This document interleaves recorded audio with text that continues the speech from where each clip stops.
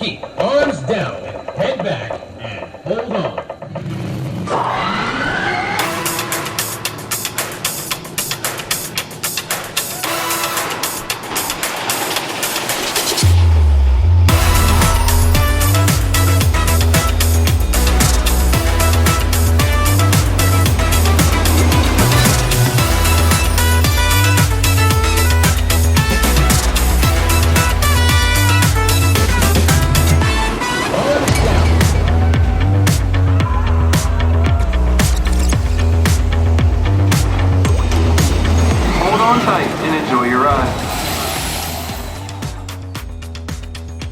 So,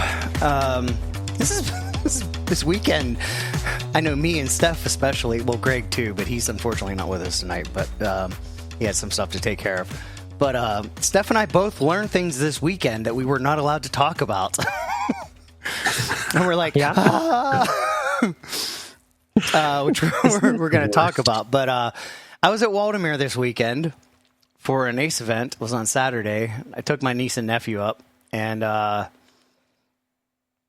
Ravine Flyer 2 is such an amazing coaster, and it was running stupidly fast. I don't know why. I know they did track work and stuff, so like, because I actually went back and watched a POV from a few years ago, and I'm like, that's slow. I was like, that just looks really slow. But anyway, my nephew and I were riding together. My niece was like, she was the odd man out, so she was sitting by herself, and then she decided to go to another car, and like we got separated. We were just, doing the loop during ERT on Ravine Flyer 2. We got out of sync and stuff. And my nephew, like, we get off a ride, and my nephew goes, I think I can ride one more time without getting a headache. Which I just like, I wanted to like, because I knew exactly what I was talking about. I'm like, I know that point. I know where you're at. And I was like, okay. Well, Piper, my niece, had just gotten back in line. So I was like, okay, let's go sit at the exit. Let's give yourself a few minute break. And then when she gets off, all three of us will go and we'll do one last ride and then we'll leave. Cause it was I think we only had like 15 minutes of ERT left anyway. So that's what we did. And, we were there. We all decided we wanted to ride the back seat. So I let them ride together. And then I took the next train in the back seat. And, over the top, first lift hill, my hands are up and I'm like having a great time. And then all of a sudden, I don't know exactly what happened. I might have been leaning too far right. I don't know, but like he was looking at a squirrel. I found a squirrel. Yes. I got nailed in my ribs by like the top of the train, and like I was leaning to the right, and then it went into like a left-hand bank, almost a 90-degree bank, and at the top of the side of the train just came up and went right into my ribs, and I just like it. I mean, it was just like an instant boom, and just everything hurt instantly. And I which until we were talking before the show, I didn't realize this was like a known thing. But I did a cross brace where like my left hand I held went across my chest and held onto the side of the train, and like my right hand actually, after talking about this, I don't know what I was holding onto with my right hand, but it was like both across my chest and just bracing myself and holding myself still for the rest of the ride. And I got off and I was like, this hurts and it keeps hurting. And I'm like, oh no. I was really kind of concerned. There goes your coaster riding career. No, I don't care. That wouldn't have stopped me. But no, I was like, I didn't know what it hit actually. Like all I know is it hurt.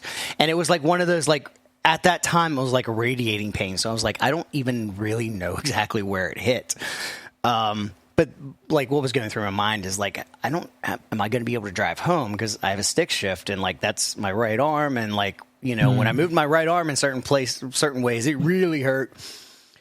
Fortunately I was able to shift without issue. But yeah, it was like, and I'm feeling a lot better already. So thankfully both of my sisters were gymnastics coaches. And when I go up to Pennsylvania, I stay at my sister's house and I was talking to her, and she's had experience with those types of injuries. with her experience in gymnastics, and it's like she was able to brief me on everything, and she's like, there's no, unless it's like something really, really wrong, like even if you get a hairline fracture, there's usually no point in going to get it, have anything done, because they're not going to do anything anyway. So yeah, I was like, there's no point. She like brings out a balance beam and a pommel horse, and she's like, all right, try this. All right, try this. Jump over this. Ryan, what was the name of the guy? What was the name of the guy that did the cross arm technique and tested the rides, that you discovered this technique or observed this technique? Oh. Do you remember his name? Because it needs a name. Geez, like the technique needs a name, like the Jimmy. The Jimmy. Yeah. The Fred. Man, everybody do the Fred. Something with an N. I can't remember his name right now. It's funny how I don't think it's a known technique. Maybe it's not a known technique. I think your body just naturally does it. If it isn't, it is now. It's like a weird thing, because I just instantly did. It was like a thing that happened, and then I looked down and realized that's what I was doing. It was like autonomically. What is that, the right word? Autonomically? Automatically. Yeah, automatically. We use automatically. But there's a term that's like whatever. I can't talk. English is hard, okay? You don't have to tell me about that. Are you sure it knocked you in the rib and not the head? Right? No, it wasn't an SLC. I don't know. I've done like the grab the top and then go underneath and grab the bottom of the bar, kind of like a sandwich or an alligator, a baby shark. But I don't think it really. That the cross arm thing sounds better. I guess it depends on how his name was Don. The Don. Oh my gosh. The Don. That's amazing. Like if I could choose any name that it could name it, like the Don. Like a mobster, like a gangster name. The Don. Don was a 70-year-old carpenter. 70 years old, and he was the one. He worked on our wooden GCI every day, and he was the one when I asked him, like, how did he ride that so much with, because he rides 3 test cycles every morning to feel how the track work is, and I'm like, how do you deal with that? And he's the one that told me about that X brace. Yeah, right hand goes to the left side of the restraint. Left hand goes to the right hand side of the restraint, and as long as your arms form an X, it holds your body perfectly still. And that's the Dawn. Everybody, DTD, do the Dawn. Do the Dawn. Do the Dawn. Do the Dawn. I have actually done the X marks the dawn. On over like horse collar restraints. I've actually done the like cross my arms and hold on to the opposite side of the. Just an X, and hold on to the right hand on the left hand handle, and like a water slide. Yes, exactly. Yeah, I found on the SLC, if I left the restraint as loose as I could, so it's like kind of doesn't work if somebody staples you in there, but if you leave the restraint loose and then just try not to fight it, just be like a rag doll, those are the smoothest rides I can get off the SLC. Well, I've heard that, like, if you're in a car accident or if you, I think there's been studies that have shown that have linked an SLC to a car accident? Yes. I mean, yeah. It's like we're talking about injuries here and bracing yourself versus not bracing yourself. If someone got into a car accident and they didn't know it was coming, like they're kind of like ragdoll, like they didn't brace themselves for the accident. They were less injured than people who knew the accident was coming and they tensed up. That's why drunk drivers usually walk away from the accident. I just thought it was the alcohol because that's it, because the alcohol relaxes them. Like the alcohol relaxes them, and they don't like their whole body is just more relaxed. So that's why it like That's why they tend to survive better, which is unfortunate because like they're killing people. Like they're the assholes. It's frustrating to me, but that's scientifically like that's why they tend to survive. But Ryan, you had your own ride experience. Oh yeah. So this past week we went to Disneyland, and I'm going to be doing a video about this. It's Disneyland fatigue, basically. Like we had a whole epiphany afterwards about this. It was crazy. We talked a lot about it in depth here in our household. So we've learned a lot of stuff, and I think we have a root cause for it too. So that's interesting. Deconstructed the trip, basically. But yeah, we were on Soarin' over California, which is a motion simulator ride. Holds you up in the air about 40 feet up in the air. And sounds like a strain of something illegal. Soaring over California. Soarin', right? Yeah. That is, right? You got that in the back seat? What's going on? Is that a bag of Soarin'? What you doing over there? You got that from Don't worry. Northern California. It's legal. It's legal, officer. Sorry. Anyway, sorry. But like close towards the beginning of the show, I'm sitting there and just out of the corner of my vision, someone kicks their shoe off. And I see this thing go all the way down and it lands on the screen. And it actually hits, and it, like the screens, it must be like aluminum or something on the back. They're not fabric like a traditional projector screen is, because it's a big like half dome. So it hits a screen, bam, and I'm like, oh man, that sucks. Somebody lost their shoe. And by the time I'm done saying that, here comes the other shoe, bam.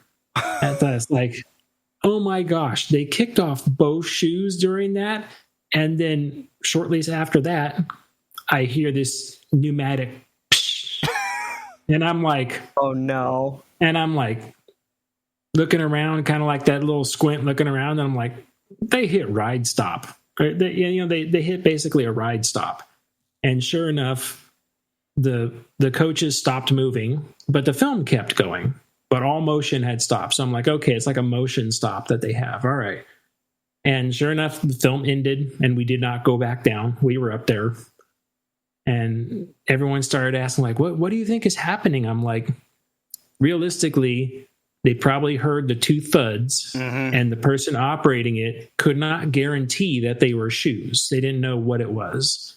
So they probably said, we need maintenance to come verify. Literally, nothing fell off the ride. So we waited there for, it wasn't long, 4 or 5 minutes. Maintenance showed up, and they looked around. And they looked down, and you could see the two shoes down on the floor down there. And they're like, "Oh yeah, there they are." So they did like a reset, and they brought the ride back down, and we got a exit pass or a fast lane for the next time we were there. But yeah. I wish they would have got like a flight attendant on the monitors and was like, "Is anybody here a mechanic?" Like there was like, "Is anybody on this flight a mechanic?" We have the old airplane moment. They're all like looking at you. Yeah, like do we have a mechanic on this flight? Oh, that's great. Yeah. It's as realistic as they can be to not disrupt the illusion. It's interesting you mentioned Disneyland fatigue. After visiting Waldemere, I've kind of hit a similar thing with just all big parks. I'm just like, I had so much fun at Waldemere, a little park that like doesn't have a ton of rides, and like it was so much more enjoyable there than at Cedar Point or even Hershey Park or King's Dominion. King's Dominion is a little bit better. But like, you just go and you get in line and you wait for maybe 5 or 6 minutes and then you ride the ride. It's so much more fun. And I don't know if this is like a thing that Waldemere has done, but like intentionally, but it seems like they have cranked all of their rides up to 11. goes to 11. They probably did that for Ace. They're trying to be like, maybe they did it just because we were there. That's possible, but I swear to God, I've never been on a Music Express that went faster in my life. I like just glued to the wall. Like there's just nothing. You can't, it's like my brains are going into my feet.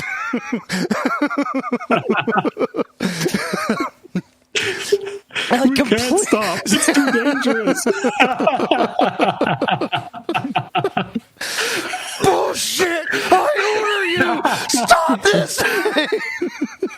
Wasn't that are you referencing that one Music Express that never stopped? Like they didn't stop. It was like going for like. Oh, there was a Music Express like in the past few years that like would not stop. Oh, there was. That's right. Yeah, that's the first. I mean, I haven't watched Spaceballs in a long time. It was going backwards too, wasn't it? Yeah, it was just like they couldn't shut it off for some reason. I was very puzzled at that one. I'm like, how do you not like hit the e-stop? It shuts it off. I'm like, how does that not work? Right. Like, well, they did explain. I did read an article about that they explained like what happened, but I can't remember what it was. It had something to do with like there was a relay, something that was wired up wrong, I think. I think that's what it was. Aftermarket part. Yeah, and then they couldn't just unplug it because it was like connected to a power grid like way far away. So it like took them forever to get over there. That was I forgot all about that. That was a long time ago. But like my niece and nephew were just riding that over and over again, and me, Greg, and Pam was there as well. We were just talking to a bunch of people from Ace while they were doing this. And Greg is like, I don't understand screaming because like there was so much screaming coming from the Music Express. It was like crazy. He's like, I don't understand it. Like, why do so many people scream? Well, then they talked me into riding with them. And when I was riding it, the ride off was like, so here's a secret about the Music Express. It runs on screams. And he literally, this is no joke, the more people screamed, the faster it ran. The quieter it got, he slowed it down. It was he literally was on cue with it. Like when people were screaming, he would speed it up, and it honestly made it a lot more fun because it was like that interactive. Like they do that more in like European fairs and like South American fairs. That's what it was. Like it was so much fun just because the ride off wasn't just pushing buttons. Kind of. Yeah, like he was more like involved in it. Yeah. Yeah, exactly. The hype man at a German fairs is nothing to toy around with. That guy's something else. Yeah, they earned that position. Like that's like that's like the equivalent of operating like Top Thrill 2 or Siren's Curse or something. Like, oh, we're going to give the best person this. Or, better reference, Fascination at Knoebels. Like, they don't just give that to anybody to do. Yeah, you have to be an entertainer. I would definitely go to a German fair. Oh my God, sure. Yeah. I would absolutely would love to go. Just like watching videos on YouTube, like, why can't we have that? Why can't we have nice things over here? Like we have them. Just run them better. I don't know if I would go on any rides though, because a lot of those are just, sit and spin type things like that. And honestly, I see some of those guys run the rides where it's like a 7-minute cycle. And I'm like, I don't know if I could handle 7 minutes on that ride, Yeah, that's what I like about them, though. But yeah, now that I think about it, like, I don't know, 7 minutes is long. I don't know. Over here, though, it's like you just hit full speed, and then the ride's over and you start slowing down. It's like, can we like have a minute at full speed or something? Like, is that possible? It's frustrating. Maybe they offer Soarin' over Germany in Germany. That'd be interesting. Everybody's just like, zen. Here's an experience that I had this trip, though, that it was a weird experience because I was just like, okay, I have like earphones that I wear when I ride my motorcycle. They're basically noise. They're earplugs because they cancel out up to 30 decibels of noise. Because when you ride a motorcycle, you need hearing protection. Mm-hmm. And I had those in my backpack. And then there was one ride, I was like, you know what? I think it was their Incredicoaster. It's like everyone's screaming. This thing is loud. I'm going to put these earplugs in. And after that, I started riding almost all the rides with the earplugs in. I was going to say, I thought maybe It's a Small World might be a good one to do. It was cutting the volume out of those rides. It was so nice. I mean, it was just so nice. It was just like, oh, this is great. I could hear behind me. People were like the girls, you could hear like the oscillation in the voice when they're screaming. Like you can hear vocal cords stretched. And it's just, and I'm just sitting there like, this is nice. Why can't we do this more often?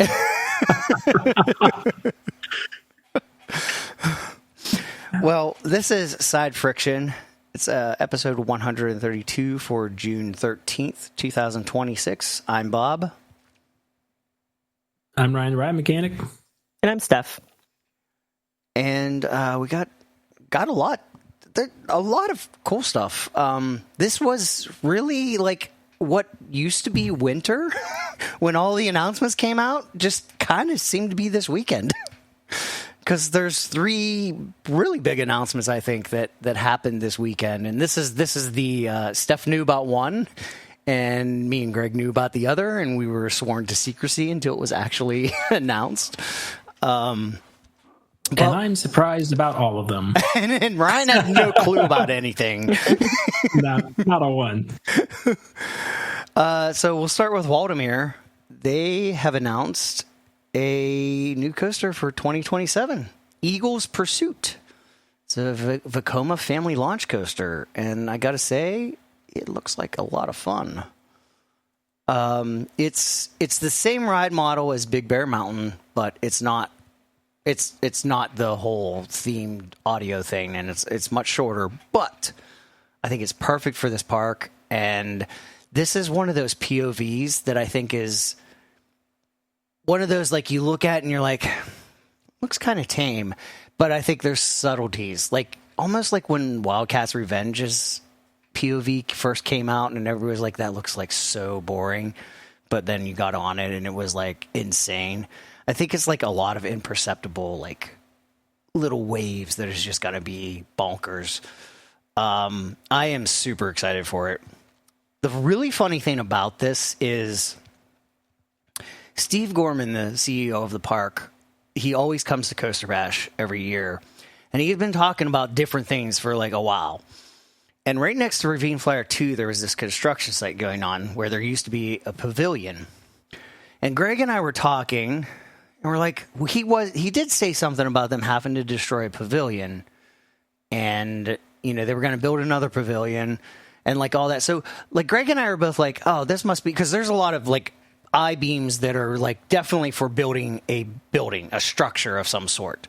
So we're like, yeah, this has to be like a new pavilion they're building. And we go around the park, and then I'm walking around with my niece and nephew. And LJ like looks over, my nephew just like looks over, and he says, if this is just a pavilion, what's that? And he points to a footer with the bolt sticking up, and I'm like, oh. That was probably the same one I saw on the highway too. Oh yeah, a week before. That's right. Like, that investigation that we were doing was like, what could it be? And I missed taking a photo of it, so I emailed ODOT. You could email ODOT to see like traffic jam. The story's even better knowing that you emailed I did. them. I put a request in to get those pictures because it only shows a live feed on the website. But if you request anything from, you could only go back 72 hours with your request. I punched in my request. I put the date and time that I was driving by because it was like kind of behind me as I was getting on the on-ramp to go to work. And I looked over and I was like, oh, coaster supports. Oh, coaster supports? Those look like coaster supports. I got to turn around and take a picture. So I got off at the next exit. And then by the time I went back around, the guy had already got back in his truck because it was parked on the side. He was like re-securing it when I drove by. Missed it. And I was like, man, that was like my chance to see something on the highway and get like a picture of it.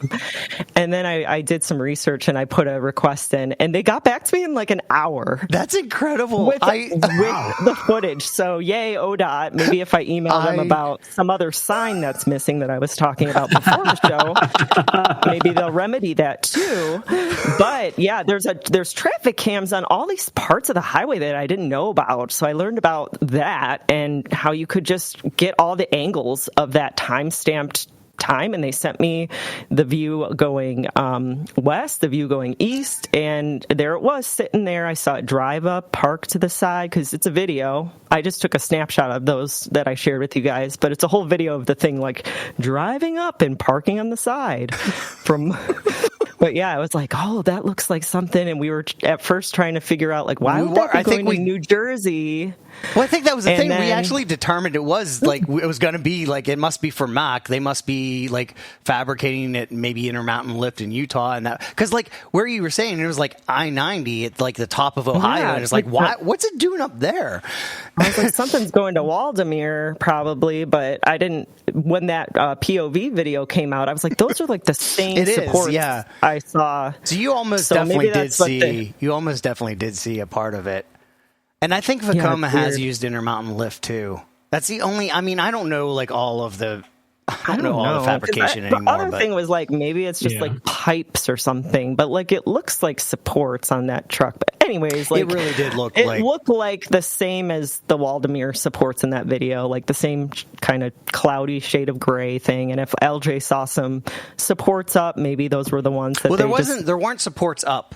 There was just there was the footer and then the bolts sticking out of the footer where like the support's going to go on and they'll bolt it down. But like, that was a fast install. It was funny because like I was even trying to talk myself out of it. I'm like, well, they wouldn't do something that hefty for a light pole, or like I was like, my brain was just going. I'm like, because my brain was like, oh, this is the pavilion, and then at dinner, like people started finishing up dinner, and Bill Linkhammer, the Ace Western PA rep, he like yells real loud. He's like, I know people are finishing up. Don't leave. We have a couple announcements, but Steve has said that he has stuff that the park wants to tell you, and you're probably going to really want to hear this. Like, and I looked at Greg and I'm like, oh, I bet I know what this is. Because we had already like seen the links, the leak about a shipment from Vekoma going to Waldameer. So like the very heavy suspicion was they were getting a Vekoma coaster of some sort. I am just ecstatic that it's not a family boomerang. That's like, because I was really scared that that's what they were going to do, and I'm like, honestly, like, this is way better. Yeah. Oh my God. Yeah. This is. I mean, and it's literally going to go off the ravine, like the same ravine that Ravine Flyer 2 goes down into. This is going to, as a launch coaster, is going to launch like down into the ravine. It looks really cool. There is a POV of it too, and it looks like a lot of fun. It's going to be a single train, but I guess it's such a short ride. I think somebody said it's only like a 40-second ride or something like that, but I think it's very suitable for Waldameer. And it's also really good because, you know, I know so many people that want to go ride Ravine Flyer 2, but have a hard time justifying going to that park for really one credit. Yes, they have Comet, and they have Steel Dragon, and they have Ravine Flyer 3. Oh, yeah, that. But, like, they're all things that it's just like, if I'm there, I'll get the credit, but they're not going to go out of their way. So, like, you know, if you don't live nearby, you can't really justify going to Waldameer. And I think this is a coaster that kind of brings that whole package into okay, I think it's justifiable now. I think more people will be willing to make that trip. Which I think it's a good use of like accessing not accessing, but seeing the lakefront too. Like if it goes through that area, yes. and you could like it's off. This park is like Cedar Point, where it's kind of like off the lake. Yeah, and you don't really see it unless you're riding Ravine Flyer. Or the Ferris wheel, or the drop tower. Or the Ferris wheel, yeah. But yeah. The skylift thing. Their drop tower. They have the same drop tower as Knoebels. And like, oh my gosh, it's terrifying. Those drop towers are so terrifying. Nothing scares me more. No other ride has scared me more awesome. than those I love two them. drop towers. They're the best drop towers. They're not that tall, but they are by far the best drop towers. I do like how they've got the terrain to deal with at this park. Though, so I think that terrain with the drops and everything that can come along with it, I think that's what's selling me on the overall package, because that terrain mixed with it, with the layout would be one thing if it was just an elevated on a flat surface.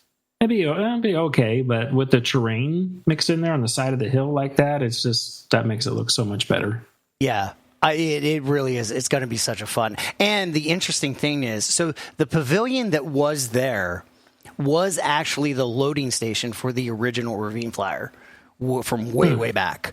So, and Steve had said that they wanted to reuse it, that they were really hoping to reuse it, but there was some kind of logistical challenge. So that's why they demolished it, and they're going to build a new station there. But it's the same location that the original Ravine Flyer used to depart from. But here's the funny story. And anybody that knows about Ravine Flyer 2, like any of the history, like it took them, I forget what, now I can't remember what, I think it was like 9 years or something like that, for them to pull that whole project off, because they kept running into all kinds of hurdles, mainly because the original Ravine Flyer went over the road, and PennDOT did not want to permit them to build a new bridge over the road for Ravine Flyer 2. And it took them forever to deal with that and to deal with like neighbors and all of this stuff. And it was just a whole ordeal. Actually, I think if I remember right, it was originally going to be like, I think CCI was going to build it, but in the middle of them planning all of this, CCI went out of business. And then that's how it ended up being Gravity Group. Thank God. Like there was just like Gravity Group just hit it out of the park. But Steve was talking and he's like, from all of that, we learned a lot.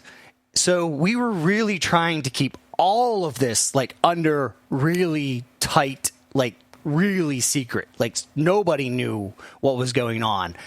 And he's like, we even started doing a lot of the prep work without, like, before we filed permits so that people weren't asking. And he's like, and it turns out we shouldn't have done that. But they got everything. Everything's good now. They're on track. They're building. And he said they're expecting that it should open in May of 2027. That's awesome. Like, I'm so excited. Like it really is. It's a really great coaster, and another Vekoma in the U.S. I want more and more Vekomas here, because I think they're really hitting it out of the park. And then the news. Yeah. I just had this epiphany. I was like, we're talking about stuff for doing news. I completely forgot. I forgot about this one. The near me, the Mammoth roller coaster. Basically, when this airs, this Mammoth roller coaster opened up yesterday at Funplex. Oh, no way. So you do have an announcement. You did know about something. I completely forgot about it, because they don't do any press or anything like that. They're just like on social media today being Thursday. They just popped out on social media like, yep, we're going to open Mammoth tomorrow. It's like, oh, okay. That's awesome. It'll be interesting. The largest roller coaster ever built in Nebraska? Is that true? I don't know about ever built. There was one similar size at that park before, but it wasn't the parks. It was somebody else owned that one. Well, they're saying that it's the biggest to ever stomp into Nebraska. There you go. Stomping. Okay. Maybe the other coaster didn't stomp. Maybe that's the difference. It walked in. The other one walked in. They did the Don. They did the Don. They donned in. They did the dirty Don all over. The dirty Don all over Nebraska.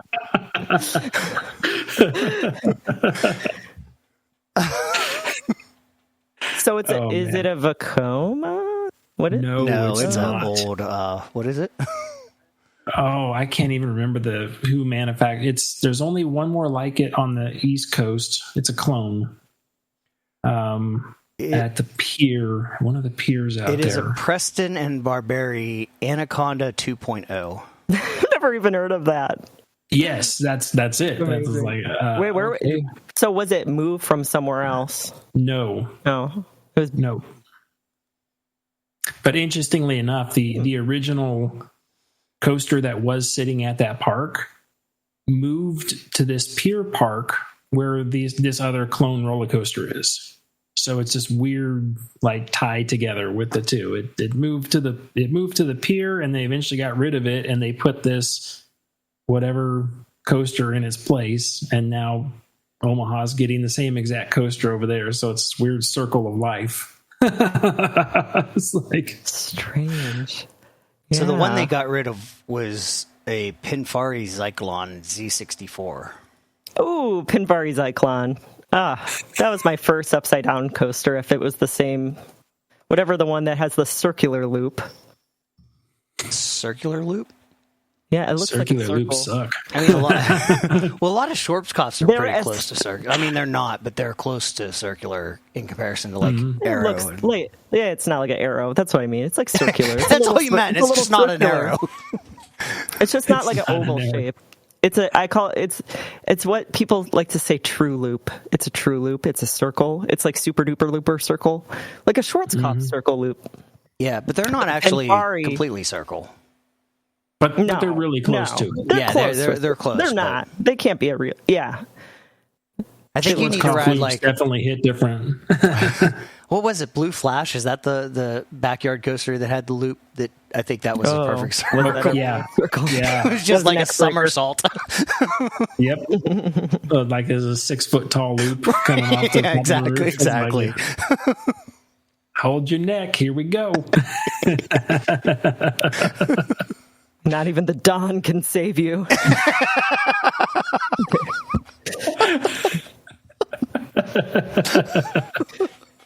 There's no way to brace. So the news that Steph knew was Funplex or Funtime. Sorry. Funtime Fun Park in Ohio, like a little south of Cleveland, not too far, probably an hour south of Cleveland, in Alliance, Ohio. They have a announcement to make. Now, I don't know when this one's going to open. I did not get the full video here all the way through. I don't know. Mine kept timing out for some reason, but I did watch it. There's no did he set. Say when? There's no set times because So did you catch like the what happened with this? This is one of the most incredible stories in a while. I didn't catch exactly what happened, but this coaster, it's a Alan Herschel Mite Mouse. It's like the smallest version of Alan Herschel's crazy mouse. What is it? Wacky wild mice that he's that were manufactured, but like there's none that I know of in existence or like currently running of Mite Mouse. Like, is there? Crazy. No, so this is the thing.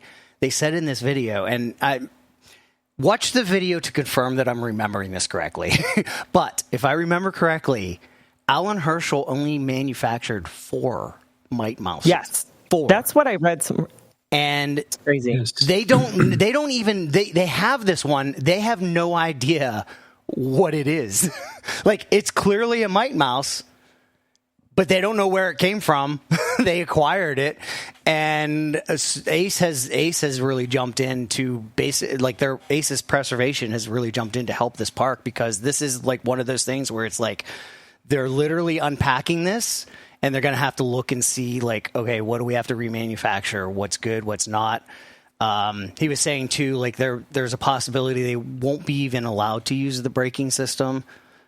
He said there's a possibility that they're going to be required to like install some kind of magnetic brakes or something because they may not permit the skid brake.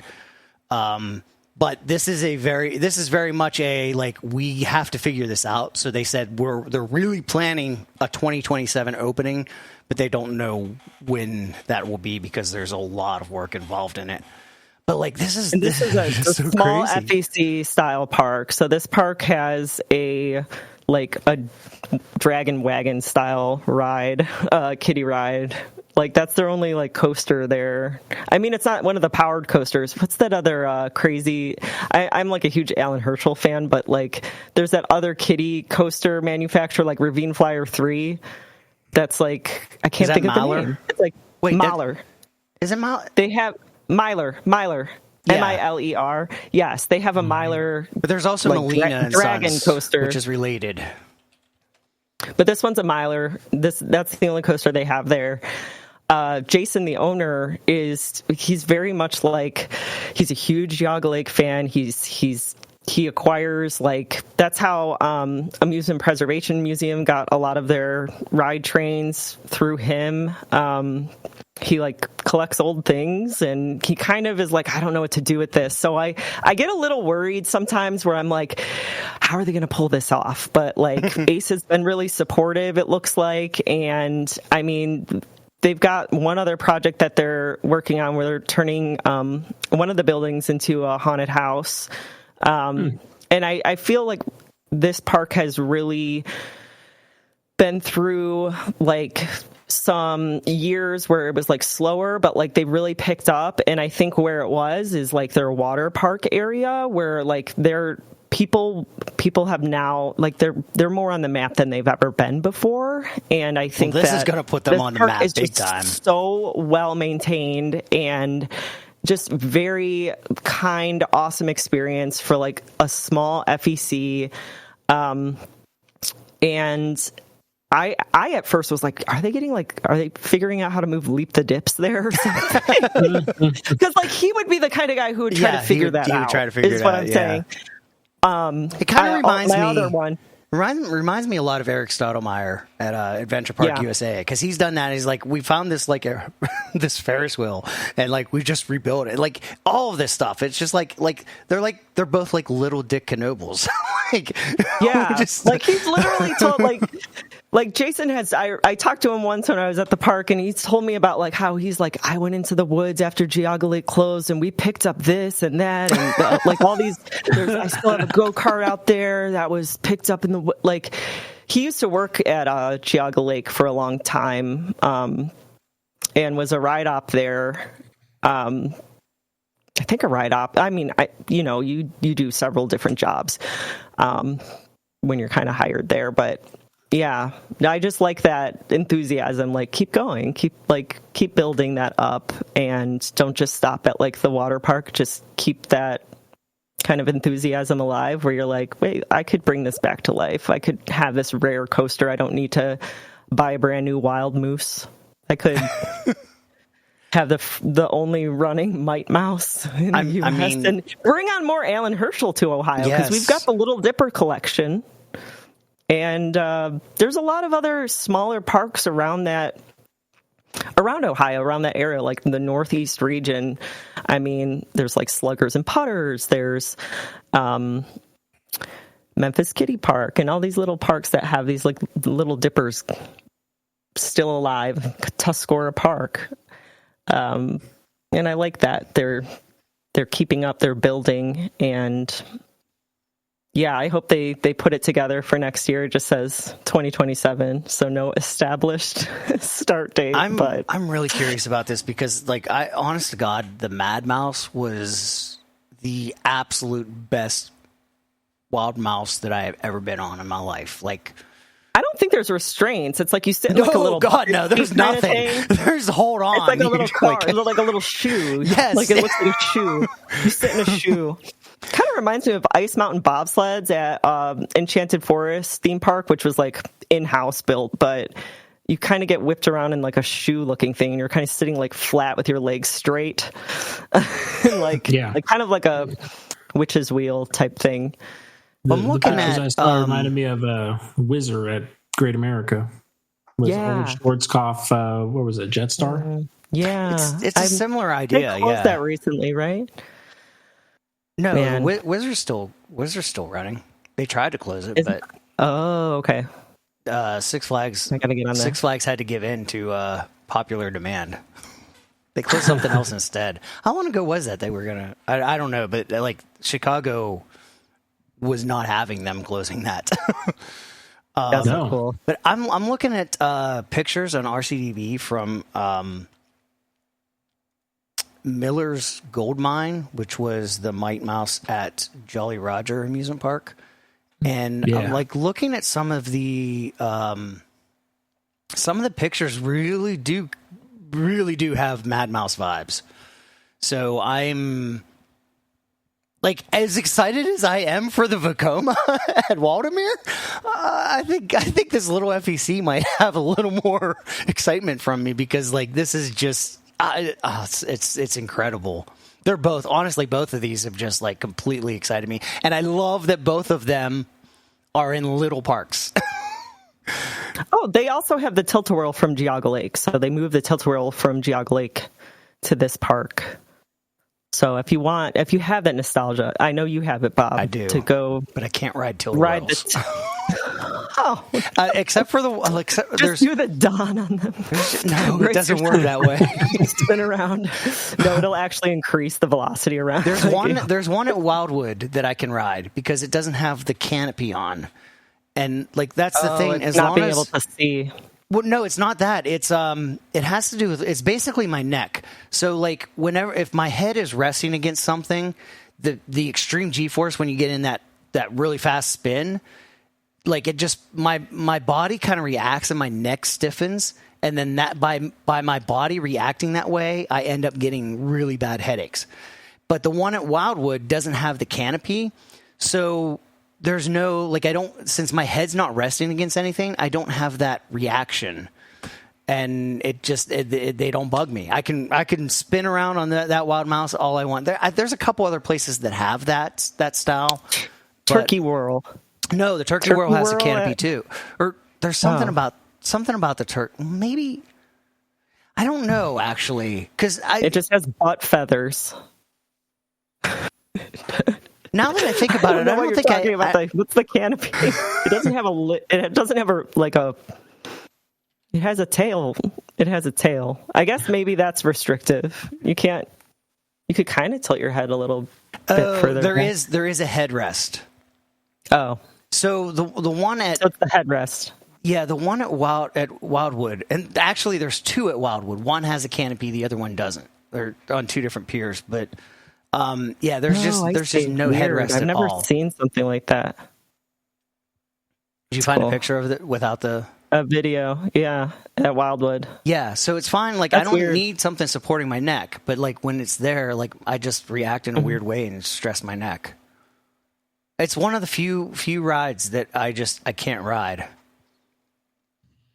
It's annoying because I love them. You could just look at it. You can just look at it and think of Geauga Lake. Because my niece and nephew love it. So they're always going to be riding it. It's like the music. It's like a Music Express. I like the spins. I can't do them for too long. Like I'll ride it once, but I'll pass on a Music Express most of the time. I'm still mostly okay with spinning stuff.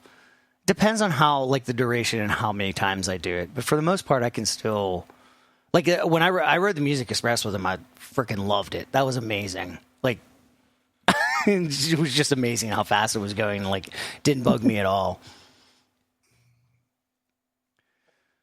So the other announcement that came this weekend. This is at a big park, but holy crap, does this look interesting?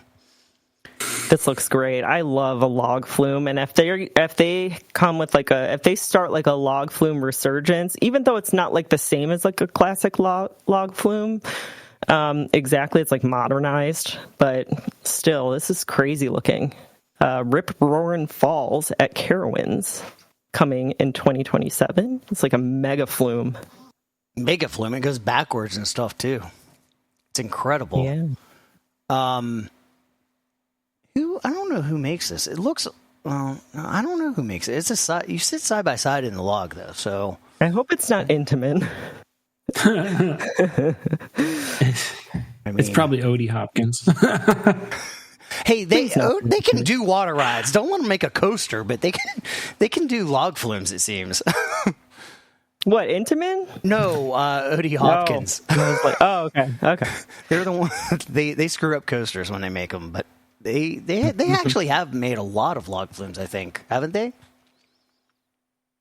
I think that's what I'm honestly not sure. I think they have actually made a lot of log flumes. But I'm not sure who makes this. Doesn't say on here. Yeah, I was just looking Holes for it. Brothers. What? No. Who? That's the fake name. I wish it was real. The Holes Brothers made this with their logging company. No, I can't find it either. What? That's weird. Whitewater West? Canadian firm? Oh, Whitewater West. Okay. West? Yeah, they make a lot of water slides and stuff. I didn't know they made log flumes though. They're like, we just started. Yeah, that's interesting. New thing.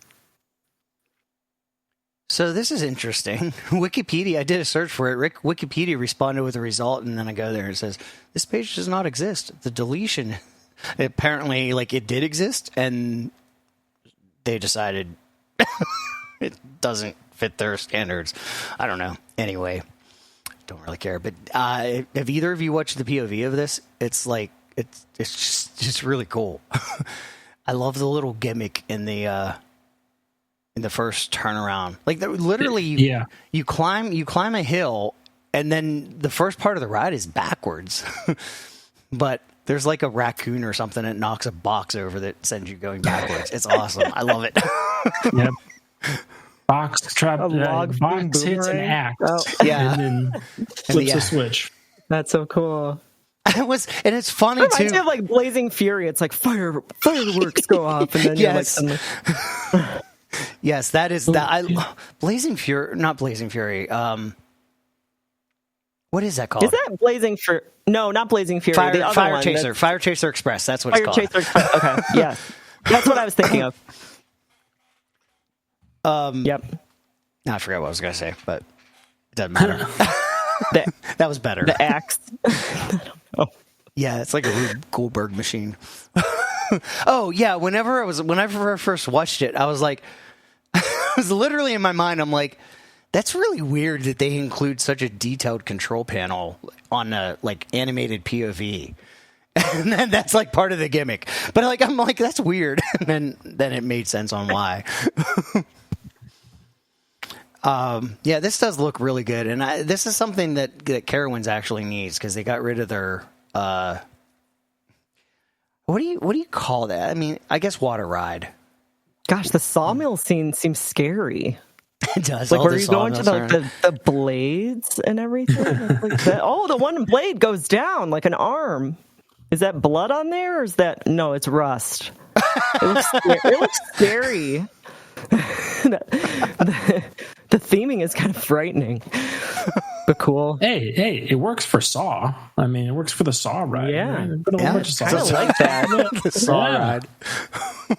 You are the log, right? Cool. I Yeah, always thought more saws. I don't That's know. crazy. Have either of you watched the old like Little Rascals skits, like the show, like the little like TV show? I guess a TV show you could call it, but it was like Not since I was like a kid. there was one where they like got stuck in this haunted house and like they got locked in this car and the car went forward like it was in like a Wacky Shack type thing. And like they're going forward and there's like this big rotating saw like right at their necks that they're going into, and then at the last minute it gets pulled up. And I always thought that would be like like meanwhile like my brain has two sides. One of it is like I would never ride a ride that did that. And the other is like somebody should make a ride that does that. Because it's a really cool effect. That's pretty much like a haunted house prop. It is. It really is. And it totally was a haunted house. Like that's what they got trapped in. Haunted log flume would be cool. I disagree. Oh, come on. Just make everything make a haunted version of everything. Haunted log flume. I've never ridden a where is there a haunted log flume? I guess I don't know. Like there is. Saw Saw is a roller coaster, right? Yeah, Saw's a roller coaster. Yeah. So there's a haunted roller The coaster. log flume at what's the one at Knott's Berry Farm? It's not haunted, but I mean, got a lot of animatronics and stuff on the inside. Log could be the closest thing. Yeah. Splash Mountain was, and no. And now it's just broke. Any of you around the log? A ride mechanic here. It's bad when I was on that, and which is not Tiana's Bayou Adventure, and right as you go up the third lift, which is the biggest one, we'll just call it lift C, there is a cast member that is parked at that lift right behind the little, like, you look off where there's normally just an emergency exit right there, and there's a cast member sitting there, and it's like, what are you doing here? And they're always there too. I've ridden it several times, and they're always sitting in that same spot. Is it a slow moving area? It could be. I mean, they could back up right there, but I don't see the need for it. In my mind, I'm thinking sit down, like, I'm thinking like Old Mill at Kennywood, where it was like the unofficial tunnel of love, even though it was never a tunnel of love. So like there were always like teenagers making out on the ride, so they had to have employees stationed around the ride to like yell at them. That's why I was wondering if it was like a slow moving area, because like that. That's my thought. But what was your thought, Ryan? Like if it stopped there and you would have to get evacuated there, or like that they have to like fix something, or like stop it for some. I'm not sure why someone would need to be there other than just kind of like what Bob's saying. It's not really a slow part, but when boats stack up, they stack up right there. And it might be one of those things that maybe a lot of people frequently try to get off in that area. And so I know from experience, there's pressure pads all over that floor. So as soon as you step off, like, the ride knows about it. At the same time, Tiana's Broke Down Adventures, they break down more often than the Splash Mountain did. It breaks down a lot. It's also possible that they're there because of fire code. Because if there's a fire in the ride, somebody needs to respond to get people out of the ride quickly. So they may be required to be there. How visible were they? Were they like behind a glass? They were not visible at all. So as you drive by, as you ride by, there's a little opening where there's an emergency exit door right there. And then if you look, there's a little curtain. And if you just look under the curtain, just look down, you could see a chair and somebody sitting there. Oh. So they're pretty well hidden. They just scare every third log.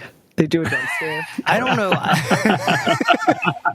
I don't know how far away it is from like operators and stuff like that, but I know like in Verbolten, I once did a tour while the ride was still operating. Like it was like the end of the night, but there's in the show building, like where most of the ride takes place, there's actually two people in a control room back there, and they have monitors. They're like watching people, but their primary purpose is they have to be there. There has to be two people in that building. Well, it depends on how many trains they're running. If they're running all trains, there has to be two people in that room at all times because of fire evacuation, like by fire code, like somebody has to be there. And there's even like, while I was there, it even went off. There's literally a dead man switched out back there where every like 5 or 10 minutes it beeps. And if somebody doesn't push that button, the ride will shut down. Huh. Interesting. And that is fully because of fire code. Now, since they're back there, they're like, well, you can take care of watching these people too, since you're here anyway. Right. But the purpose of them being there is because of fire code, which does make sense because that's so far away from like the loading station that if there was a fire in that building, people from the station could not get back there fast enough to unlock harnesses to get people out of the vehicles fast enough to evacuate the building. I'll give you some of that for sure. There's definitely you need guidance there, like to get people off, because there's basically 3 blocks on that lift. So it's like when it shuts down, you could have 3 boats sitting there full of people. Now there's on the California version, there's no restraints on there, so you could just get up. But I mean, you definitely need direction. Yeah, yeah, that's for sure. So another thing that's going on, I've seen this. It's really weird that there's not like a global announcement for this. So I don't really know if this is completely Six Flags wide or not.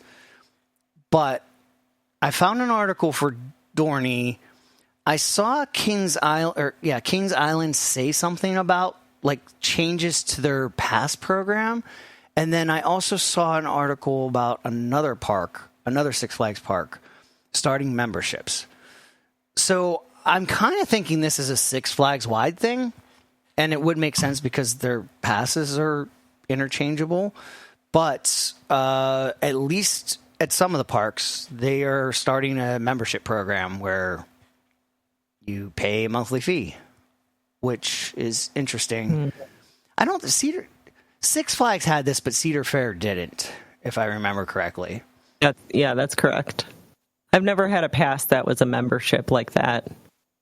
No, I don't like the month-to-month stuff. I don't like that. No, just buy it one time and call it good. Yeah, and be careful because sometimes they'll just auto-renew. Right. I think it was Busch Gardens did that to me at one point. I was like, wait, they were just going to automatically renew my annual pass, like without me. I was like, no, you're not. That's the whole reason why I didn't get a membership from you. I don't want you to do that. Right. But I mean, I guess it's okay if it has an option. I don't know. I think the thing about it is it's one of those things, to me, this is why I avoid it. It's one of those things that's like you subscribe to, and then you can potentially forget about it. And then it just keeps getting deducted, and you don't even pay attention. Like, I know there's so many people that have subscribed. They're subscribed to all kinds of things they don't remember, because it was like 5 years ago they subscribed, but, $3 have left their bank account every month, right. And they don't even realize it. It takes effort to undo something. Yes, that's the other thing, too. It's like really annoying to cancel. They don't make that easy. No. But yeah, so this will be the first time that Dorney has ever had it. But it doesn't really have the details. I don't know if they're for sale on their website or not. It's so weird that this is just like such a quiet rollout. They're experimenting with it. They're going to start there. I don't know why they're starting there though. Well, there's definitely starting it more than here. That's the thing. I don't know if it's, but also, this isn't the Dorney website. I was like, this doesn't look like the Six Flags website. It wasn't. The gold membership is $8 per month, and that includes free parking. Ooh. Mm-hmm. And I guess that would be. I really wonder what Six Flags is going to do with the whole region thing. Divide and conquer. Oh, see, Prestige membership is only $14 a month. And that gets you free parking and a single fast lane per visit, access to all the parks, and VIP entrance. So that is $14 a month. Like internet, they're like, okay, it's $14 a month, but you have to commit to 3 years. Right. That is actually the same price, I think. No, it's actually a little bit better. Well, right now you can buy a Prestige Pass for $155, and the membership comes out to $168. So it's more money. But it's a discount over the, quote, regular price of $180. Did they extend their pass? This is the thing that I've been wondering, because like it always frustrated me with Kennywood, because they would constantly say like, "This is your last chance," And then whenever that expiration came back, it was like, we've extended it. This is really your last chance. And they do that like all year. Like all year it was the same price, but like every month it was your last chance to get that price. And I kind of wondered if Riley would bring that to Six Flags or not. Yeah. It really annoyed me. Well, the Prestige Pass for Cedar Point is $325 one-time purchase. Like that's where even if you live near Cedar Point, it's worth driving to Dorney to get your pass. I got mine through King's Dominion, but you risk the issue of them splitting. I don't trust anything anymore. It's like, are you going to have problems next year, or like if you get a new, can't get his food pass? Yeah.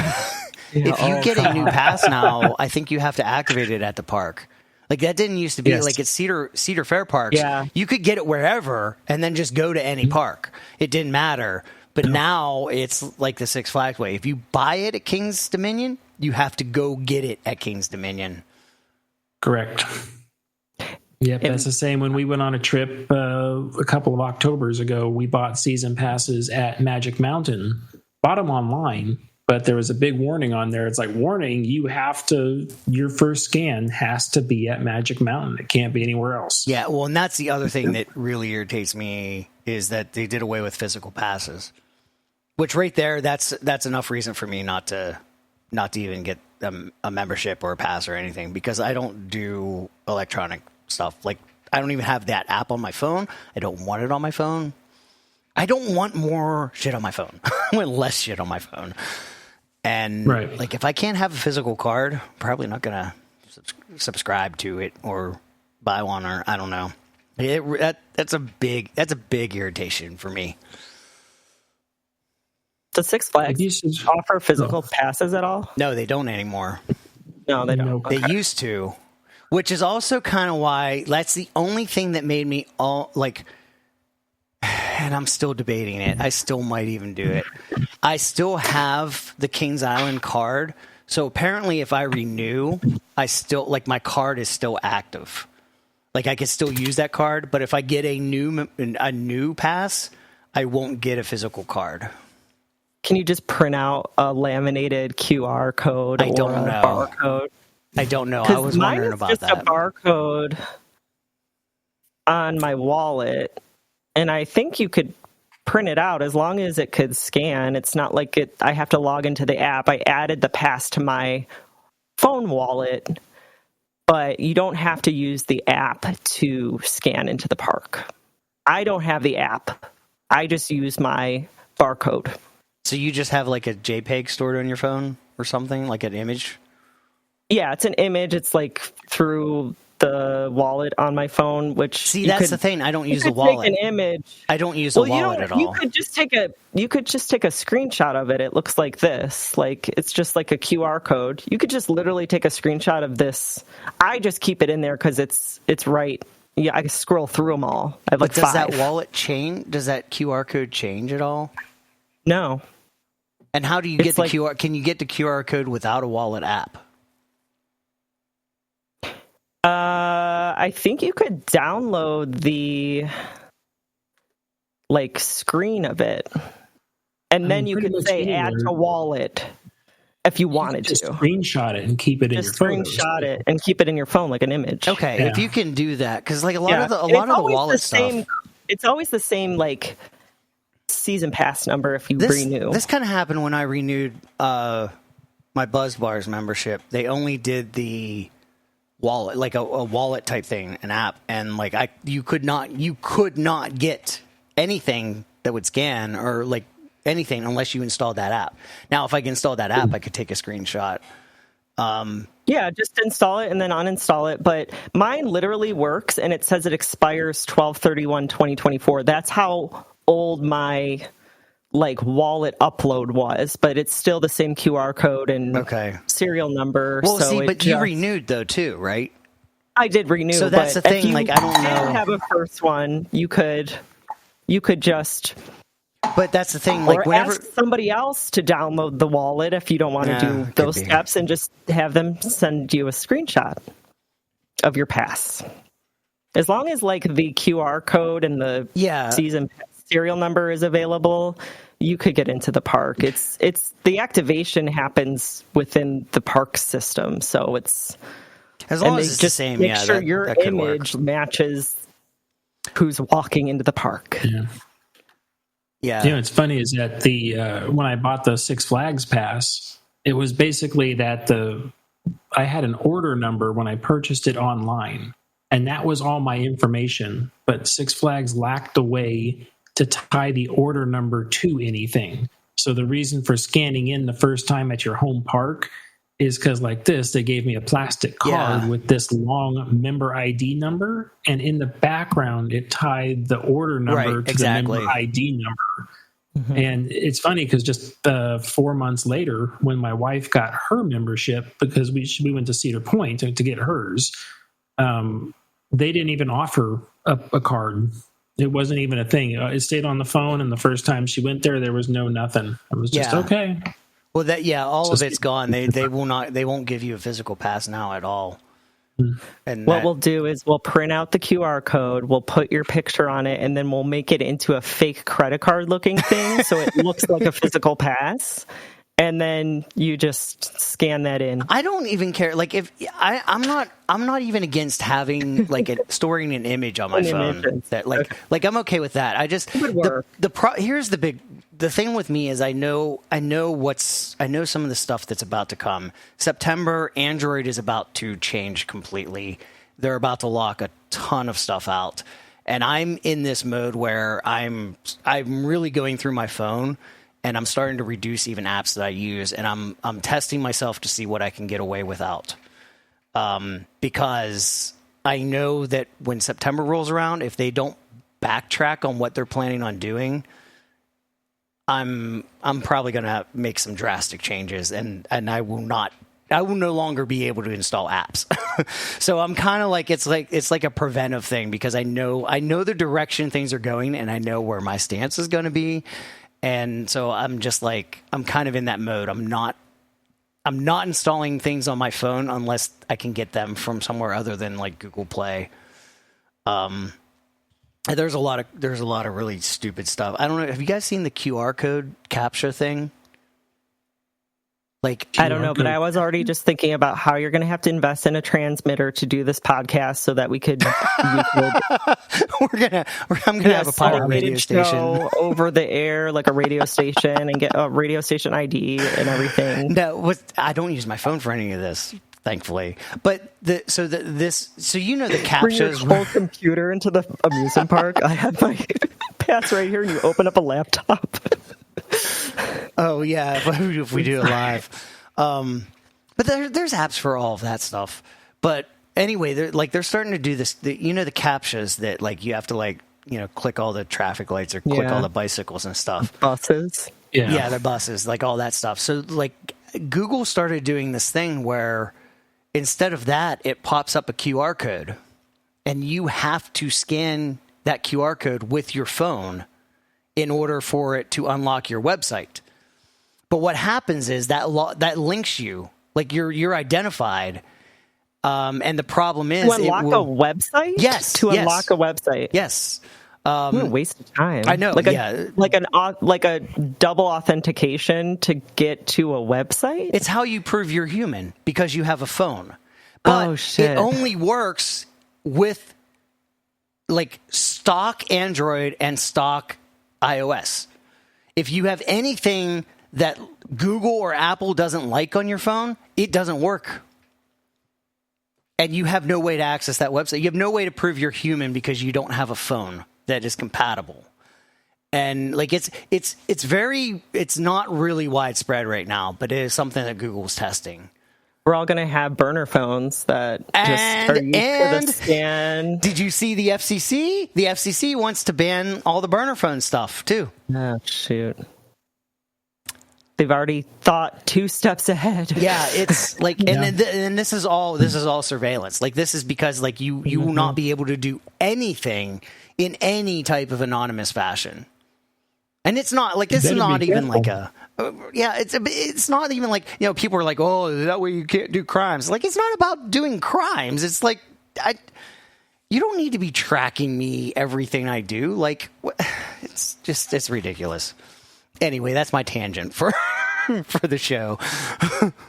and why you don't need electronic stuff.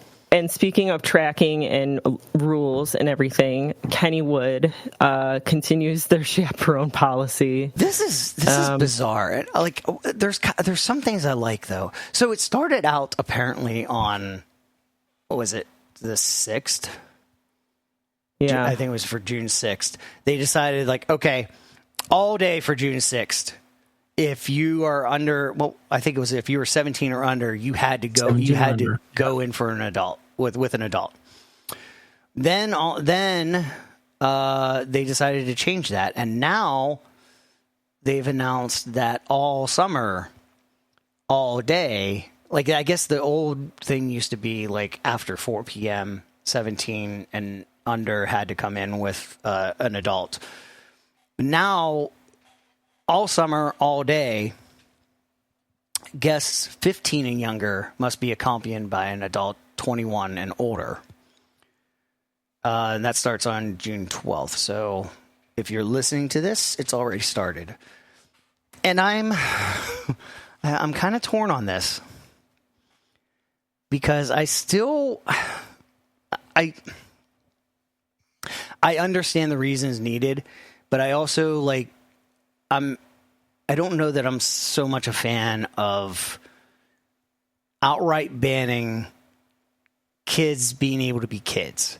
However, what I do like about this that I don't think has happened at any park before is the age is 15 and under, which I think is a very big distinction because, well, at least in Pennsylvania, when you're 16, you drive. Right. So I think for me, and I remember this as like a teenager between 16 and 19, me and my friends would go to parks a lot because I could drive, or one of us would drive and, but like that was how we hung out. We didn't cause problems. That was just what we did for entertainment. And, it was always, it really bugged me because of that issue. But like, I also understand the whole, like, people call it parks as babysitters, where like adults drop their kids off and leave. And I kind of understand that too. So I think this really kind of draws a better distinction between that, is because if you're 15, you're going to be dropped off. You need somebody to take you there because you can't get there by yourself unless you live like really close by. So I kind of like that they changed that distinction from 17 to 15. I think that makes a big difference. It is in response to like a recent social media, it is, yeah, like organized like gatherings of kids, which is, I think it's impressive that kid, like 50 kids can organize something as like complex as like, okay, we're all going to meet. Like, that's a big number of like think about throwing a party, like, all right, we're all going to meet here. And like everybody like coordinates and does it. Like, I think that's pretty impressive. Even if it's just like fights break out and everything like that. But, I guess like the organization of getting there and like actually like showing up and like a large number of people, like I find that kind of impressive. But I also, it is too, like, actually, since that's like there's no like plans after that, maybe like that's when it gets crazy and like people start getting pissed off at each other. But there's like no plan after that. It's like, wait, I didn't know this person I hate showed up too. But I think this, like, because that trend is going on, like, I think it's good that it's like at this point, it's like protecting 15 and unders from like potentially getting arrested or having like just a rough start, like, to their record. Yeah. Well, because I think they're waiting for people to just start like fighting to just like hand out charges at this point, since it's so like widespread. I think that is true. I think they're probably, like authorities are kind of on edge, and I completely understand the reason, but I'm one of those people that always is like, have you really thought about the unintended consequences? Because for me, I kind of also feel like these types of gatherings are happening more and more.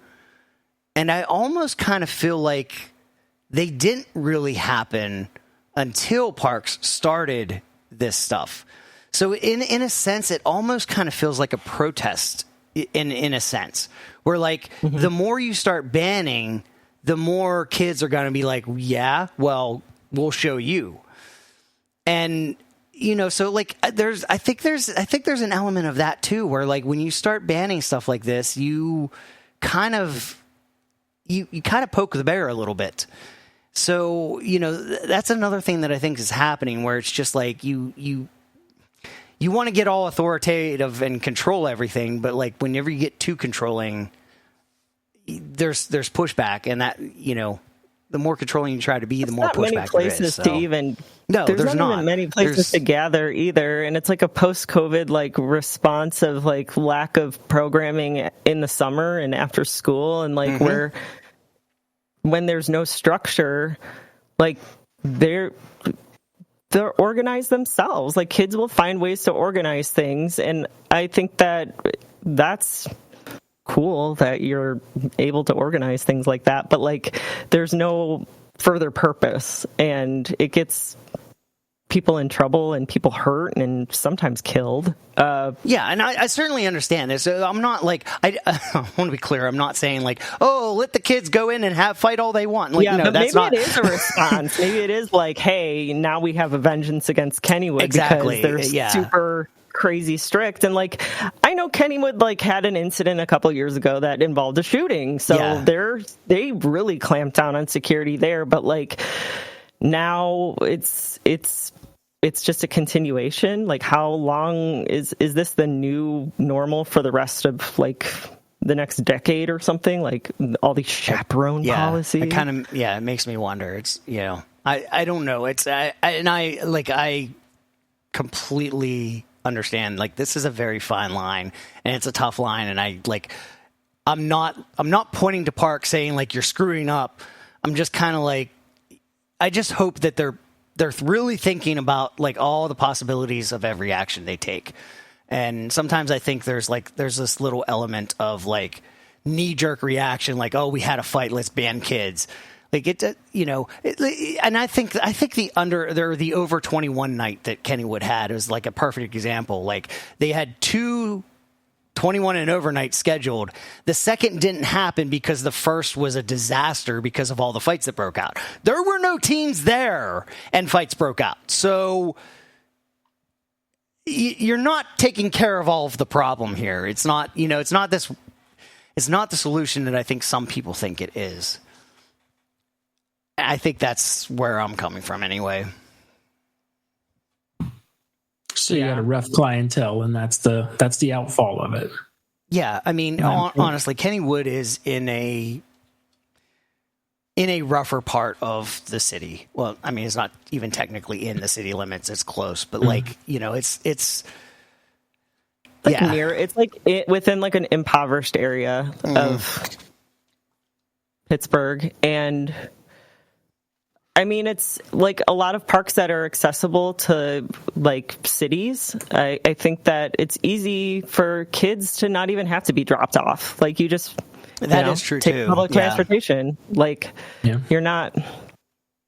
But there's like nothing else to do, and maybe it is like, I don't know. The thing with Kennywood, though, like them preemptively, like just going, like finding like circulating social media things and preemptively like stopping it almost makes me think like, what can people make that's like fake that could, like, the park responded to something that didn't happen yet. Didn't happen. Yeah. It didn't happen. And it's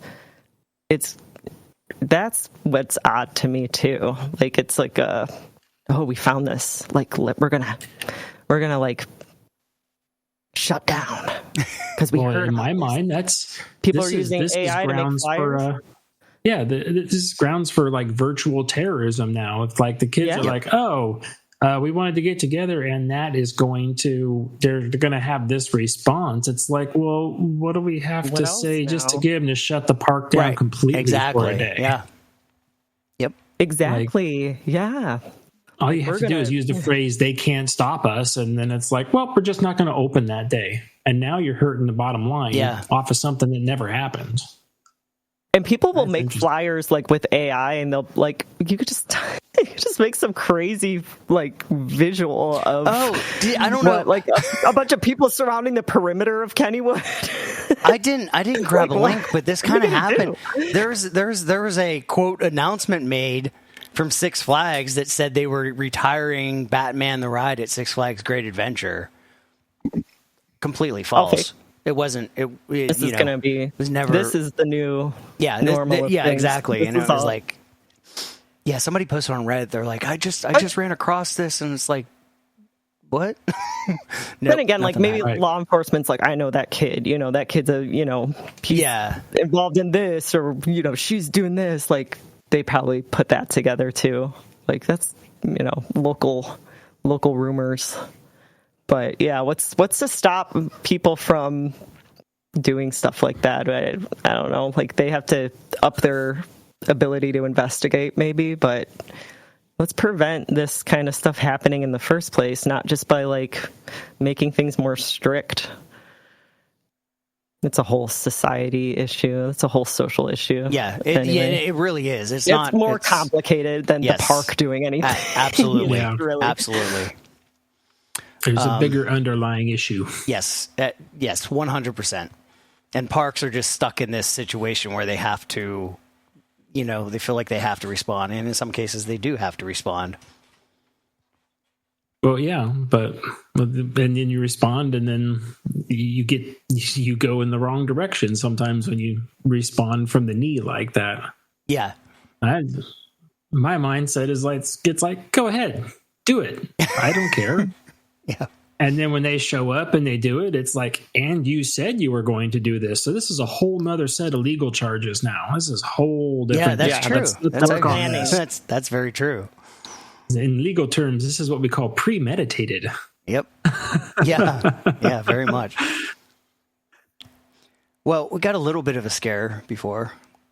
X2 was on fire. No, it wasn't. Sort of. It was close. It was close. The picture sure makes it look like it was close. Today, Thursday, we're recording on Thursday, a fire broke out under X2, a big brush fire. They got it under control, though. And it was. Did someone flick a cigarette off? That's what I really wonder what happened. The drop? It's almost always a cigarette every single time. So. I mean, I know that from the many times that I was on the side of I-66 with a fire truck putting a fire out. Like, that was so common that it was like one person goes with the brush truck and we don't even send the whole crew. It's just like, go. But all the time in the summer, winter too, like depending on what the conditions were. Oh, the cigarette's not going to hurt anything, and whoosh. Yep. So, I used to see it all the time on the way to work. I see these little amber trails falling out from behind people's car. It's like when I lived in California. So it's like, you guys know the entire state's kindling, right? Yes, exactly. Yes. Especially like Magic Mountain, like they had the brush fires, like kind of like you could see them in the distance, like a couple years, maybe last year, a couple years ago. Yep. It's like they got close to the park. Trees. Yeah. They closed a few days because of it too. Mm-hmm. The air quality was so bad, and the fires were close, and just a shift in the wind could have pushed the fires right to the park. Think about riding X2 and you're just breathing in soot. It's like the worst. Like, sounds awful. Poor air quality on a messed up, crazy coaster. Yeah, but you're going fast. You're getting a nice breeze. Right? Yeah. It does say at the end, the cause of the fire remains under investigation. So they're looking for the cigarette. Yeah, they got a cigarette under a microscope. They're like, it's a Newport Parliament. Don't tell me it's a 100. Don't bring it up. We're still analyzing. Hey, smoke this. See what it is. Right? Oh wait, it's not a cigarette. That's the California Soarin', man. Oh, soaring over California once again. There we go. Yeah. Well, hey guys, Siren's curse broke down again twice. I had to look at this article like 3 times because I was like, this was like last year's article. Like, this was in the news last year when it first opened. So, okay. Why does it keep making headlines? It's like... Because people want to make headlines. It's just like... roller coaster that breaks off the track. Oh my God. It's so insane. It breaks off like a stick snapping in half. So People Magazine? I'm honest to God, people's coverage of amusement parks. There's an enthusiast on here. No, I'm not kidding. People has been Todd Joseph works for People, just writing bad That's things not even funny. No, honestly, people's coverage of like the amusement park industry has been incredible. And there's been so many times Greg and I have been looking at something, or even Ryan, and it's just like, oh, this article is not, this one's not, this doesn't cover it all, this doesn't cover. Oh, look at People, it has the whole thing, it tells the whole story. Like their coverage has been really good. But yeah, anyway, so from what I gather from Reddit posts and everything, like of the 2 incidents, the longest one was like 20 minutes, I think, which is still substantially shorter than the over an hour that Codaland had. I mean, 20 minutes is long. I'd be hurting from that. I don't know. That's nothing compared to how long you waited in the line. Like, keep me on the roller coaster for 20 minutes. I'm getting my money's worth. Right? It's like if I was on the coaster for an hour, then I waited an hour. It's like, okay. Oh, yeah. I waited as long as I rode. Yeah, there you go. Yes, you gotta look at the bright side. At least you're sitting down, right? It's like, hey, it's great. I'm sitting down. This is awesome. I honestly, like, getting stuck on a roller coaster does not really faze me, but if I was stuck for a long period of time in that position, I would be hurting. Now, if I'm looking straight up, like in Galveston, like fine. That's like you're just laying down, take a nap. Yeah, that one. I'm burning. I'd be okay with that, but like even being in flyers, like if I'm on the brake run too long, my neck starts hurting. It just like because you have to hold your neck up. Like I don't like that. My neck doesn't like that either. And then, if that's not enough, Untamed at Canopy they were also stuck there. 10 feet off the ground, guys. 10 feet off the ground. 10 feet. This deserves all the news coverage in the world. Does that count as mid-air, or when do they start being able to say mid-air? As soon as your feet can't touch the ground, they're like... They are in mid-air. If they were about 10 feet off the ground for roughly 10 minutes? 10 minutes, man. Wow. It's going to be everything. Pretty soon you're going to have like little flat rides. They're going to be like the ride wouldn't start for 1.5 minutes. Riders were terrified. Oh, shut up. What are we gonna do there? 10 feet off the ground for 10 minutes? That's so dumb. I can't believe they wrote that. This has to be a sarcastic report. Come on. I don't think it is, unfortunately. But there's good news, because somebody in the media finally actually reached out to somebody. He looks kind of familiar, too. Sounds familiar, too. Some guy named Ryan. Some guy named Ryan. Oh, yeah. That was me. It was me. Yeah. Yeah, Ryan was on News Nation. What was that? Wednesday night, right? Wednesday. Yeah, last night. Yep. Yeah, that was really interesting. because they just like, I was at work and I was just at lunch checking my emails, and it's just like News Nation, The Hill. It's like, we want to talk about rides breaking down. Are you interested? And I'm like, is this fake? Sure.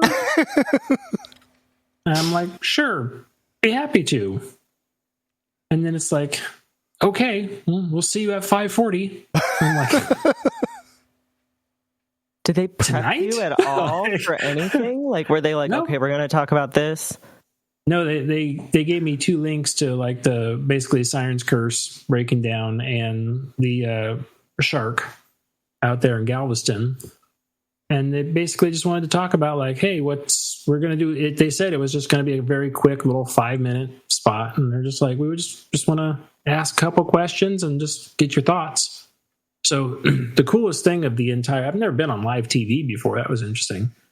But they actually, like, the guy who was going to be doing the interviewing contacted me just like right before the spot opened up. Mm-hmm. And he said, okay, he said, here's what I want to know. What is the main thing that you want to get across to everybody? What's the main thing, the topic? And I'm just like, this stuff happens and the rides stop out of safety. That's what they're supposed to do. They're designed to stop completely.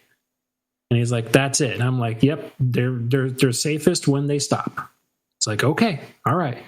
So we went into it. He asked me the questions, went through the interview, and then after the end of it, he's added his own stats to it. That was like, look, here's the stats. These things are really safe. Like, and this is how they're supposed to work. And it was a good all around experience because I was worried, hard time about rides are built to fail. We don't want to hear that. Yeah, I was like, when I saw that, I was like, oh boy, where's this going? Oh no! I was like, they figured out a way to be stuck in the air 10 feet off the ground. Oh, yeah. Rides are built to fail. But look at the headline: rides are built to fail. And that's one of those things. I mean, that's the way I'm used to talking because it's just like, rides, they're built to fail safe. And to somebody who's not used to any technical verbiage at all, like, what do you mean fail safe? What is that? It's like, okay. And he wasn't, I think he was trying to more like, well, wait, what? You said fail in there? It's like, no, they're clarify this to the audience. Right. Yeah. They're supposed to stop. They're supposed to shut the brakes. They're not supposed to go forward. They're supposed to keep the restraints closed, like all that stuff safe. Like, that's it. So it was a good experience. It was a cool little segment. It came across well, I think. And the really cool thing, when I started doing news searches today on DuckDuckGo, I did a news search for roller coaster, and there's Ryan's picture, top result. I was like, wow. It made me respect them as a source more because I was like, well, at least they're talking to somebody who knows like how to, talk about roller coasters in a factual way and not say like, yeah, I was stuck on this ride for 20 minutes and, like they're just like having them give you the opportunity to get the point across the correct way, I guess, the factual way. That's good. It's good. For me, maybe you'll get more news. Maybe you'll get more opportunities. That'd be cool. For me, it was the whole, what's the main point you need to convey? Yeah. And it was that, then followed up by, we've got some of our own stats, and they were legitimate. Like, yep, those numbers are about right. And that's it. It's like all that stuff just was a great positive impact, which is something that we don't normally get out of media these days. So I really enjoyed that, and I was happy with it. Yeah, I love the fact that they reached out to you for that, because like that speaks volumes to like I love actually that they didn't reach out to Tony Clark, who says it's similar to a check engine light, because usually that's who they reach out to about Siren's Curse. They're like, all right, we have Tony Clark, the park spokesperson or whatever.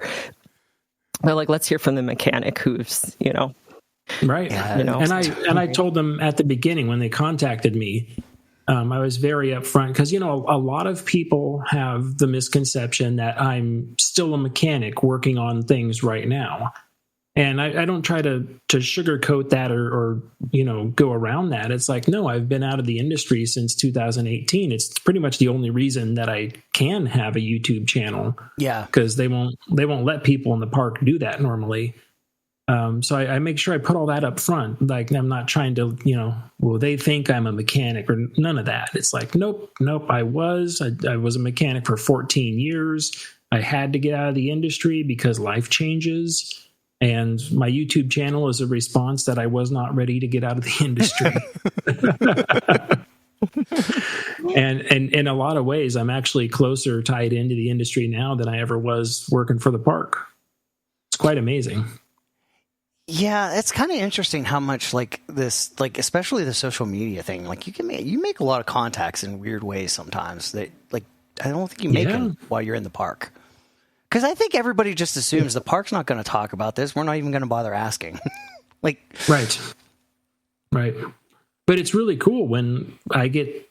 I mean, the biggest, like my biggest head inflation that I have is like I've had people contact me, and by the way, I work for this manufacturer. Yeah, and it's like, oh, cool, you know about me, and then they say we all listen to you. It's like, really great, wow. That is cool and scary and even more embarrassing now for a lot of things.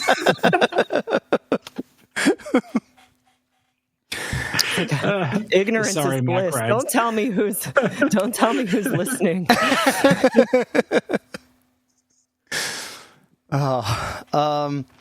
So are you? I don't know if you read this prior, Ryan, but are you going to take part in the people named Ryan taking over the Mall of America roller coaster? So I was contacted. Oh, you were actually contacted for this? Yes. I was contacted by the Instagram. It's just like the Ryan channel or something like that. And they're like, to be in like the lead car. They were like, "Hey, we're doing a meetup at this. We'd love to see you there." And I'm like, "I'll think about it. I'll see." Like, okay, so I went to they've got a website for it and everything. I went to the website. They do? And, one of the first things I looked at on I think, was it Instagram? It was El Toro Ryan's like, I might go. He's considering going. And I'm like, man, they got all the Ryans. The funniest part, like on the website, it's like dedicated for all the Ryans, like it's all Ryans all the time, all this stuff. And then at the very bottom, it says no Bryans. Yes, I love it. Says that in the article too. No Bryans. I love that. No Bryans. Ride the Ryan coaster, and ride is spelled with a Y. Yep. And if you look at their history, they've done lots of takeovers all over the place, like ball games and stuff like that. It's awesome.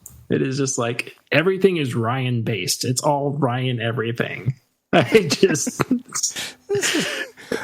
love that you have to meet in the Rotunda, not the Rotunda, the Rotunda. The Rotunda. The Rotunda. You get a Ryan name tag and meet other Ryans. Yeah, so this is at Mall of America, and it's which coaster is it? The SpongeBob one, right? What, or is it still SpongeBob? I don't know what it is anymore. Oh yeah, it's Nickelodeon. Which coaster is it? Is it the? It's Ryan, the Ryan coaster. The Ryan coaster. The Ryan coaster. That's all we need to know. Yeah, it doesn't say. I don't know which one it is. It has to be one with enough capacity to like fit. Well, what was the what is it? It's like the Pepsi Orange or whatever it was, which Pepsi is Orange Streak. I think is that what? It's a Zaire coaster. Mm-hmm. I think that's the one with the biggest capacity that they have. Oh, that's true. I mean, yeah.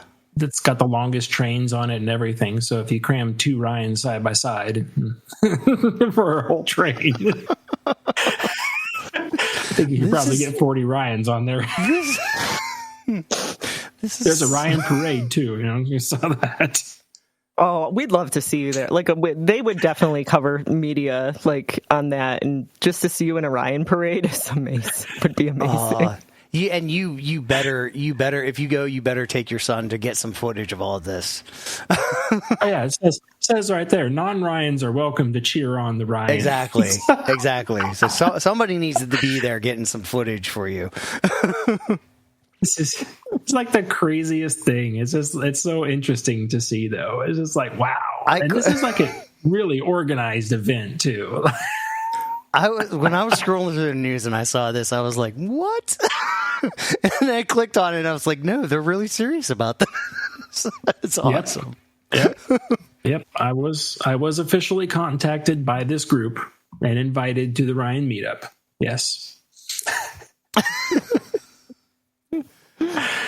Oh, this is great. Well, moving back into our not winter announcement season, Holiday World is now teasing something too, and apparently they've been teasing this something about flip flops. I don't know. We don't really know, but something's coming. The flip flop fence. Maybe it's another mega flume, because when I was there a couple of weeks ago, the log flume was drained and closed, and I was like, what? Not the log flume. Wait, their log flume? Oh, they have a good log flume. Yeah. So I'm wondering if they're getting maybe something similar to Carowinds with the mega flume, but this looks my prediction is definitely like a water coaster.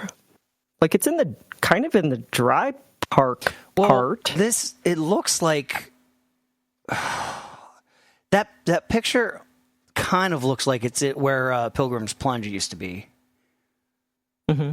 So, and there's been all kinds of theories on that. Like that ride went away a long time ago, except for the trough and stuff that was still there in concrete. It just kind of sat there forever. And then there had been rumors that they were about to do something, and then some construction started happening around it, and then it quit, and it's kind of been this ongoing, like, what's happening in that area type thing. So yeah, I don't know. There's this kind of confusing. But flip flop, yeah, maybe they're getting a mock water coaster. I don't know. I think it's going to be one of those big log flumes, and it's going to flip flop. It's going to go backwards, just like the Carowinds one. Maybe could be that. Could be. I mean, along the Mac slides, it could be a power surge. That's rotating station. Yeah, something flip flop. Yeah. Oh, that's a good thought. Clues. Puzzles, right? Well, puzzling. Whatever it is, I expect it to be very entertaining. Because and it's going to be part of the 4th of July section, I think. Because it's red and blue flip-flops. It's going to be 4th of July themed part of the holiday zone. Is it? Well, that picture doesn't look like that. I don't know. I could be wrong, but I should have got a picture when I was there. It was like red, white, and blue. Oh, yeah, you were there. How was Hollywood Nights? As always. She got so excited. Discord couldn't handle her voice, and it just crapped out. I know. I was like, am I still on the air? Yeah. Sparks are flying. Mine did the same. No, I think I paced myself better this year. There are times where I was like, you know what? I'm just going to go on Raven. Raven was flying. Like, Raven stood out to me this year, and I know they did a lot of track work on that. I've always loved Raven. It was amazing. I'm again, Legend. Probably one of the rides that I push myself the furthest on, with going on over and over and pushing my limits. That's the one that kind of really gives me the headache, but for some reason I just get back on it. I think it's like the intensity of it is just like, let me try to push like running a marathon, like push myself further. Let me just get beat up more on this. But let me tell you, with bruised ribs, my brain is just like thinking of Legend. My side is hurting because I know how lateral intense Legend is. I still have bruises that I'm like recovering from, and Adam had a whole side of bruises from Voyage, actually. But Voyage was running I went to Hollywood Nights 2 years ago, and there was this really rough patch, right after the second brake run that was just like, when you turn into the brake run, it was like so bad 2 years ago, and you didn't feel it at all this year. It was so smooth. But yeah, the thing was flying. It just feels scary every time I rode that thing. And just to see the faces of people who've ridden it for like the first time, like that I love. Like, I understand. Shout out to Airtime Mike, the ambassador of Hollywood Nights, the unofficial ambassador, for wanting to, like, he really loves witnessing people's first time reactions. God, yes. Like, like, he'll ride with people who like, this is my first Hollywood Nights. And I understand that more. Like, I think it's a very unique thing to just see people's responses and being like, what the hell was that, when they get off that ride, even riding with the trims on. But yeah, really fun event. I dyed my hair hot pink and had to go to work on Monday. It did not wash out, so I was like trying to hide it. It's still a little pink now. I've just kind of owned it. But yeah, we went all in. I had my my Kitty Claus sequin jacket that I made like a year prior. That this was the first time I was wearing it to Holiday World. A lot of the employees were like taking pictures of it, and I was like I was having a great time. It was so nice to see people I've talked to online for a long time, but I never met them in person, and I thought, yeah, it was great. I wish I could go every single year, but that's not guaranteed. So yeah, I haven't been able to get in for. Well, I didn't try last year, or this year, but like I kind of got disenfranchised because like you just try and you don't get in, you try and you don't get in. It's like, but. I miss it. I want to go back so bad. Like, did they still do the water cup challenge? No. Oh, I've never witnessed that. Oh man, 2 years ago, never witnessed that. They didn't have any challenges. They did it on Legend. You had to hold a cup of water on Legend, and it went about as well as you can think. Yeah, that's it was an outright water ride. Everyone comes back wet. Yes. A couple. James actually did it. Was there a drop tower one like that too? That is a Knoebels. I was second. I tied for second place on that one. I remember hearing about that one, but never the ones at Holiday World. My challenge is just getting on the water park ERT in the cold and like not giving up. Like that is torture. Absolute torture. It is, because like those big tanks that hold all that water, they're nowhere near warm enough. in the time Mammoth that they have is the worst. That like family raft ride that you sit in a circle. That water was so cold. Ice cold, and it was still like 73 degrees out, but like the sun is starting to set. They have like, it's like, it was torture. I did a little better than 2 years ago because I was like, Adam, we just have to make it through all three. You've never ridden these three. We're just going to go hit Mammoth and Wildebeest, then Cheetah Chase, and we'll be done. And it was like, it was absolute torture. They're so much fun. I haven't been on Cheetah Chase, but those other two water coasters are just phenomenal coasters. They're insane. Yeah. Absolutely. So good times, good vibes.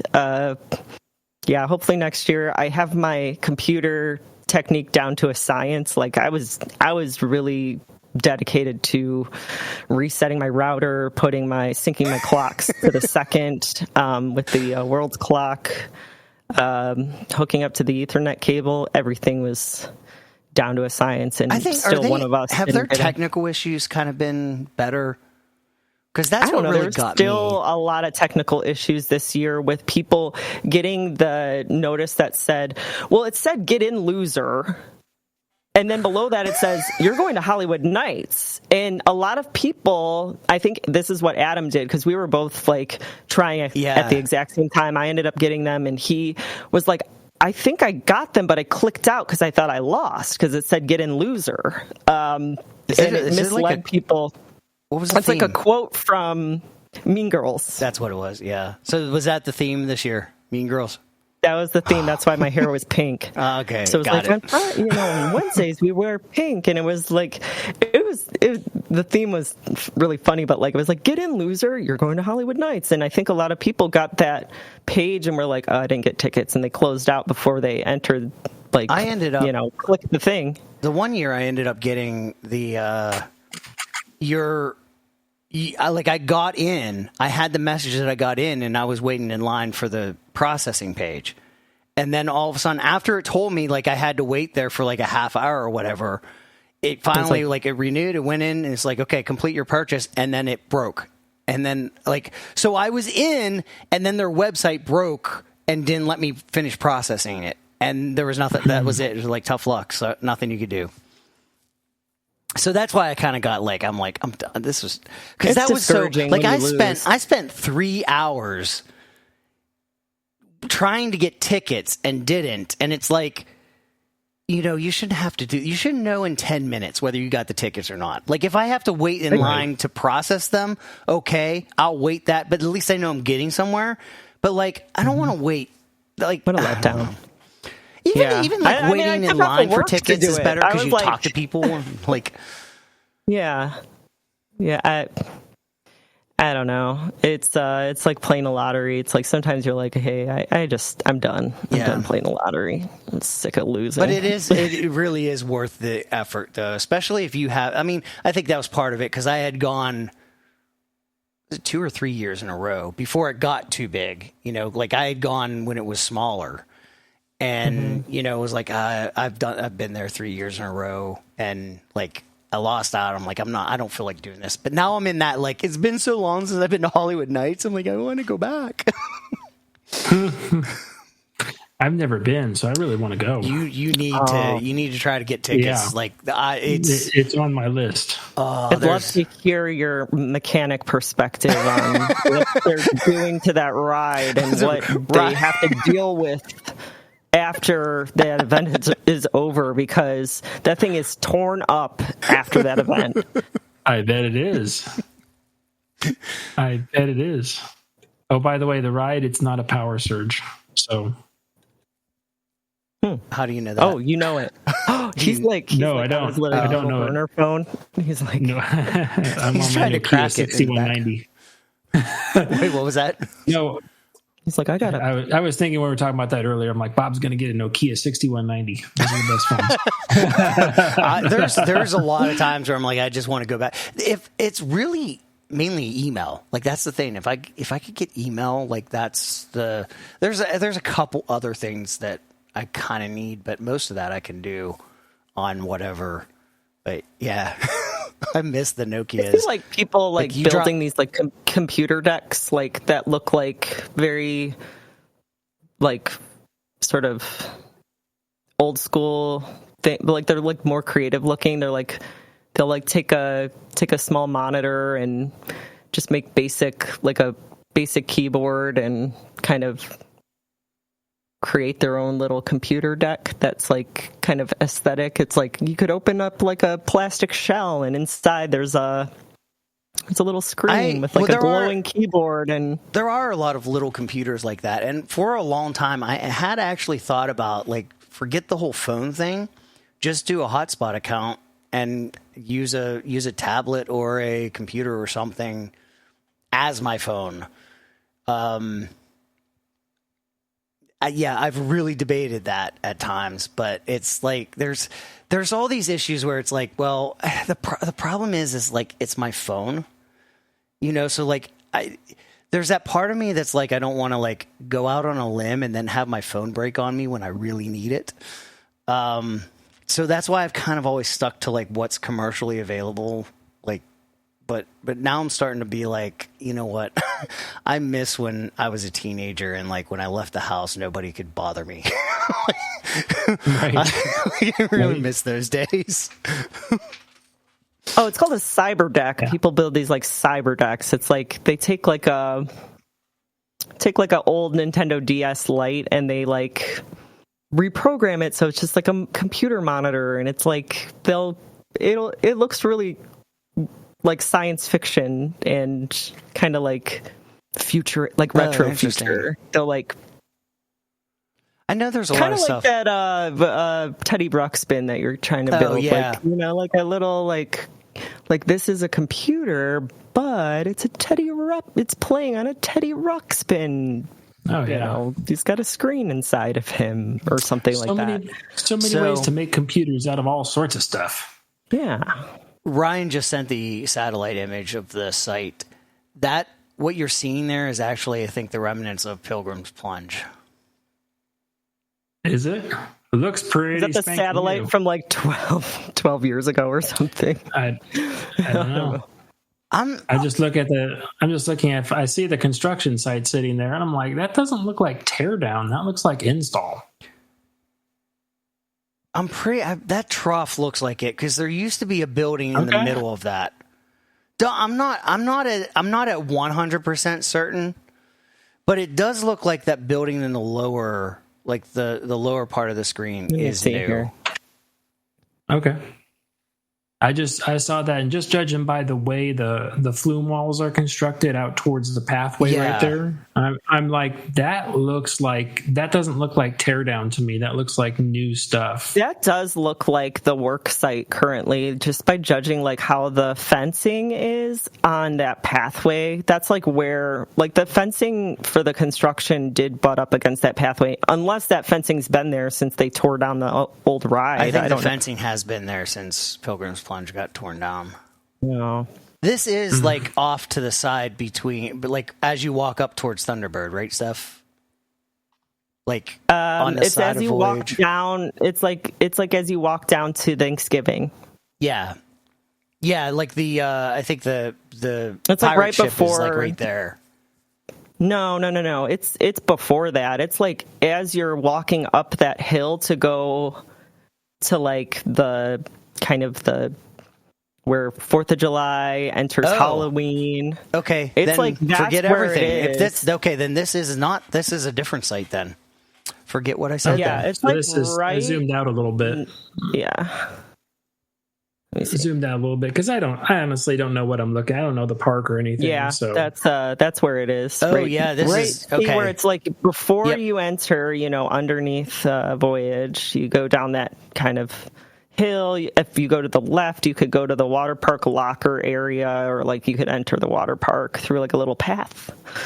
This wraps all the way around. It's definitely, I think, going to be part of 4th of July, like an extension of 4th of July. And then, what do you think it is? If it's not, you think it's that log flume thing that they're building in Carowinds? Along those lines, if the photo I'm looking at is current somewhat, then the trough lines up with a rectangular base in the lower right hand or kind of mid bottom of the picture, which kind of suggests a tower construction of some sort. And I mean, it's got some sort of, I'm guessing, if that is the case, it looks kind of like it's got some sort of an elevator lift. Wow. Looks like it would be an elevator lift, and it would splash down and go straight into the flume there at the bottom. Because onto the left of the flume up there, upper left-hand corner, that looks like a wave retention wall, where you let the water go out and basically run into something that breaks the waves from going off into the pathway there on the far left. But pure speculation off of a picture of who knows what when. Come on. Yeah. Hardcore speculation here. It's like saying that the ride's going to be blue. It's like nobody knows. Well, I just happen to be looking at it. The trees are green. The trees are all green. All right. The log flume looks like it's still drained. I don't think they've ever filled the log flume this year. I don't know. This is fun stuff. Yeah, it's been a long time since I speculated on things. I love that hard investigation stuff. I don't know how people do this stuff. Look, I got the bill of lading. Yeah, I know. Well, what shocks me are the That's people. like me emailing ODOT. I still like the fact that you emailed ODOT is just the best part of that story. Because when you sent me hoping so bad, I was like, oh no, they're going to ask me why I'm requesting this. Because it said, if you request this, we might request further information as to why you're requesting this. And I thought, do I tell them the truth or do I like make something up? Yeah, you tell them the truth. You go, I'm looking for roller coaster parts, and they're like, "Oh, you're just a nerd. You're safe." That's what I was thinking. I was like leaning on that. I was like, I'll just say how it is, and if they don't like it, then don't give me the footage or whatever. And you know, I'm not going to say I was in an accident because then. When somebody pulled that footage up, they're like, "Oh, this is a roller coaster nerd." I'll send the whole video immediately. I'll send the whole videos to the chat. I have the file. I have the whole video. I had to scrub. It was like 30 minutes of footage. Like, and you couldn't scrub forward. I was like at my desk, like waiting, like for it to get to like the 10-minute mark. I was like, it's about 8:56 a.m. Oh my god! I was like, there's something wrong with me. I still have on my camera roll stuff that I have saved. I do have pictures of Disneyland Space Mountain when it was being delivered on trucks, so that people would take pictures of it at intersections and stuff. And I'm like, oh, there's a piece of track on a truck. That's so cool. I'm like, look at that thing. Definitely nerding out over stuff like that. You guys are making me want to go camp out on I-90 now. Like, just stay there all day. I had, like daydreams about seeing like some. Oh, I forgot about this part. When I first requested it, they gave me the wrong date and time. They did 8 p.m. on the day before, and I had to email them back and say, I noticed that the date stamp is 8 p.m. on 6/3. I am requesting for 8 a.m. on 6/4. Like, they made a clerical error when they first sent me the video, and like not more than like 10 minutes later, I got the video. And that's amazing. Like, I'm impressed that they were that responsive. I was impressed too. I was like, who is like working here? One guy. It's like the guy sitting in He's just like eating on the keyboard. He's like, oh, I got a request. That's my first request and my only request of the day. And it's like, I wonder how many requests they actually do get. This is probably the guy that moved up from the mailroom. It's just like, the request comes in, the shirt gets ripped off. It's my time to shine. Yes. So good. I'm re-downloading it right now, so I could. This is bonus content. Yeah. You probably see my van driving down, but I didn't even try to look for myself. At that point, I was like, "Oh, maybe I should pause it." Like where I was like going down the off-ramp. It was like roller coaster parts Frogger in real life or something. Gotta make it across the freeway. It made me like think like I could, you know how I get lost in like Google Maps and like you could get lost in Google Earth. Like I could like get lost in like downloading this kind of stuff and like seeing like, oh, is there an accident here? Is like there, like what's going on at this time by my house? Like where were those sirens going I used by? to always be that way. Like I would hear sirens and I'm like, oh, turn the scanner feed on, or like I have to know. Yeah. Since like after a couple years of living in the city of Martinsburg, like there has to be a significant amount of sirens before I even care. Because it just happens so much that I'm like, whatever. It's funny how much that changes when like you live in like the middle of nowhere and like you hear a siren and you're like, oh my God, what's going on? And here it's constant. So we talked about Alan Herschel, and you had mentioned how in Ohio, like you have so many Little Dippers. They're spilling over into Pennsylvania now. Woo! Because opening later this year at Coal Spring Ranch in Mercer, Pennsylvania, there's a Little Dipper coming. Never even heard of this place, Coal Spring Ranch. There's like RCDB literally doesn't even have anything about the park other than it's in Mercer, Pennsylvania on 537 Franklin Road. There's no pictures. There is a website. There's What? Is the park under construction or just the coaster? No, they have. I don't know. I just found the website. It's cool. Maybe it's like a farm. CoolSpringRanch.com. Does it end in Hair Care and Tire Center? What? I said, does it end in Hair Care and Tire Center? You can book a campfire. They even have a coaster in their logo. Cool Spring Ranch. This reminds me of the Howard's Apple Farm in Ohio that has a Little Dipper, but it's primarily a farm. Like, they have a pumpkin patch in the fall. And it's like the coaster's only open in October, and it's a Little Dipper. That's kind of what this looks like. Looks like they have some kind of raft water slide or something. Or is that a slide? I don't know. What do they have? They have a fall maze season. Yeah. Looks like a pumpkin patch. Probably smells like a pumpkin patch. Mega slide. They have a fire truck. They don't have a... Just in case a brush fire starts under their coaster, they have a fire truck.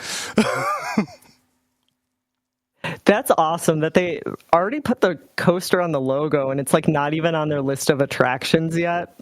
Oh, coming soon Gaga Ball, coming soon Hay Maze? Wait. Mega Slide? Yeah, I don't see the coaster. Coming soon, coming soon. That must be the coaster. Mountain Slides. Yeah, that's obstacle course. The cow train. There's so many farms that make those like trains out of like old barrels.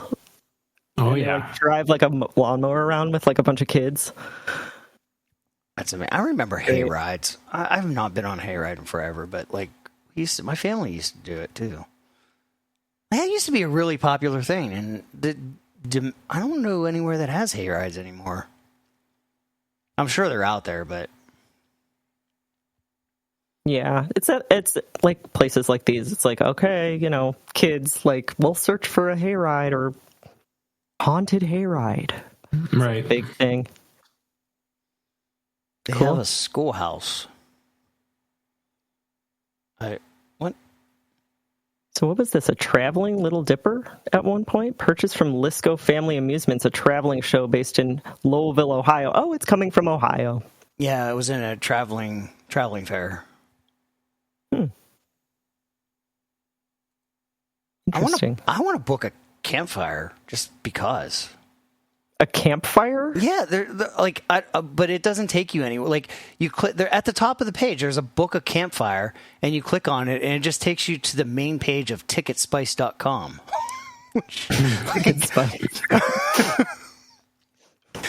Like, you're missing part of the URL there, guys. When we go to Vala's, when Vala's opens up, there's nothing better than the sunset evening time there, and they've got lots of campfires places rented out, and everyone's starting their campfires up, and that's that smell of wood burning in the area with the fall and all the stuff. It's like, oh, that is just the best.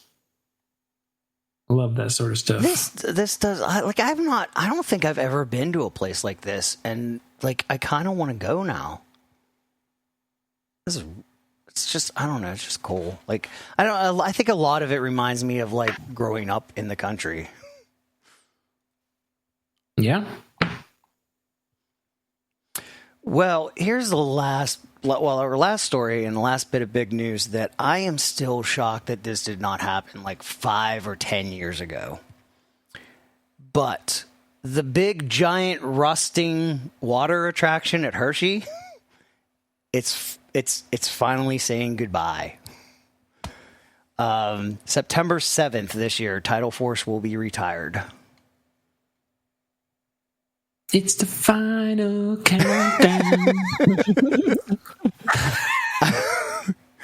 I like this thing. There is so much rust on this thing. It's ridiculous. I mean, like every year we've gone there, it's like, yeah, this has got to be its last year. And then it opens next year. And then you're like, oh, this has to be it. And then it opens next year. And you're like, gosh, what? I thought it was like part of the theming. That's the patina of the ride. That's how you know it's an original ride. Well, I saw somebody else like comment on I think it was on Reddit. Somebody was like, it's hard to believe that this ride was in the middle of an empty field when it opened.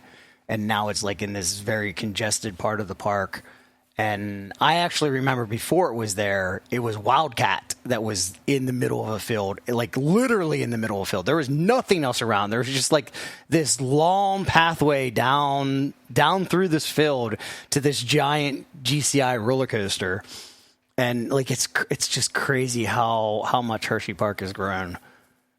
But yeah, this is like I'm really shocked that this ride has lasted this long. They just move it to Holiday World.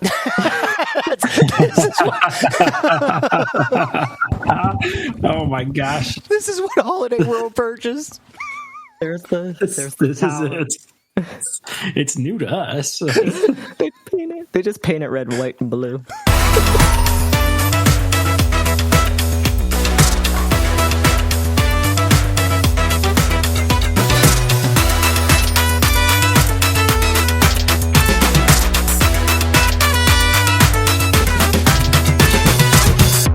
Listening to Side Friction Podcast. We release new episodes every Saturday at 9 p.m. Eastern. If you enjoy the show, please consider leaving us a review on the platform you are listening to. Visit our website at sidefriction.com to find show notes and other information, as well as links to other locations where you can find us. Follow us on Mastodon, sidefriction at worldkey.io, or follow me at RagingWolfBob at opencoaster.net. Check out my channel on YouTube at Ryan the Ride Mechanic. We hope you'll join us next week and stay on track with Side Friction Podcast.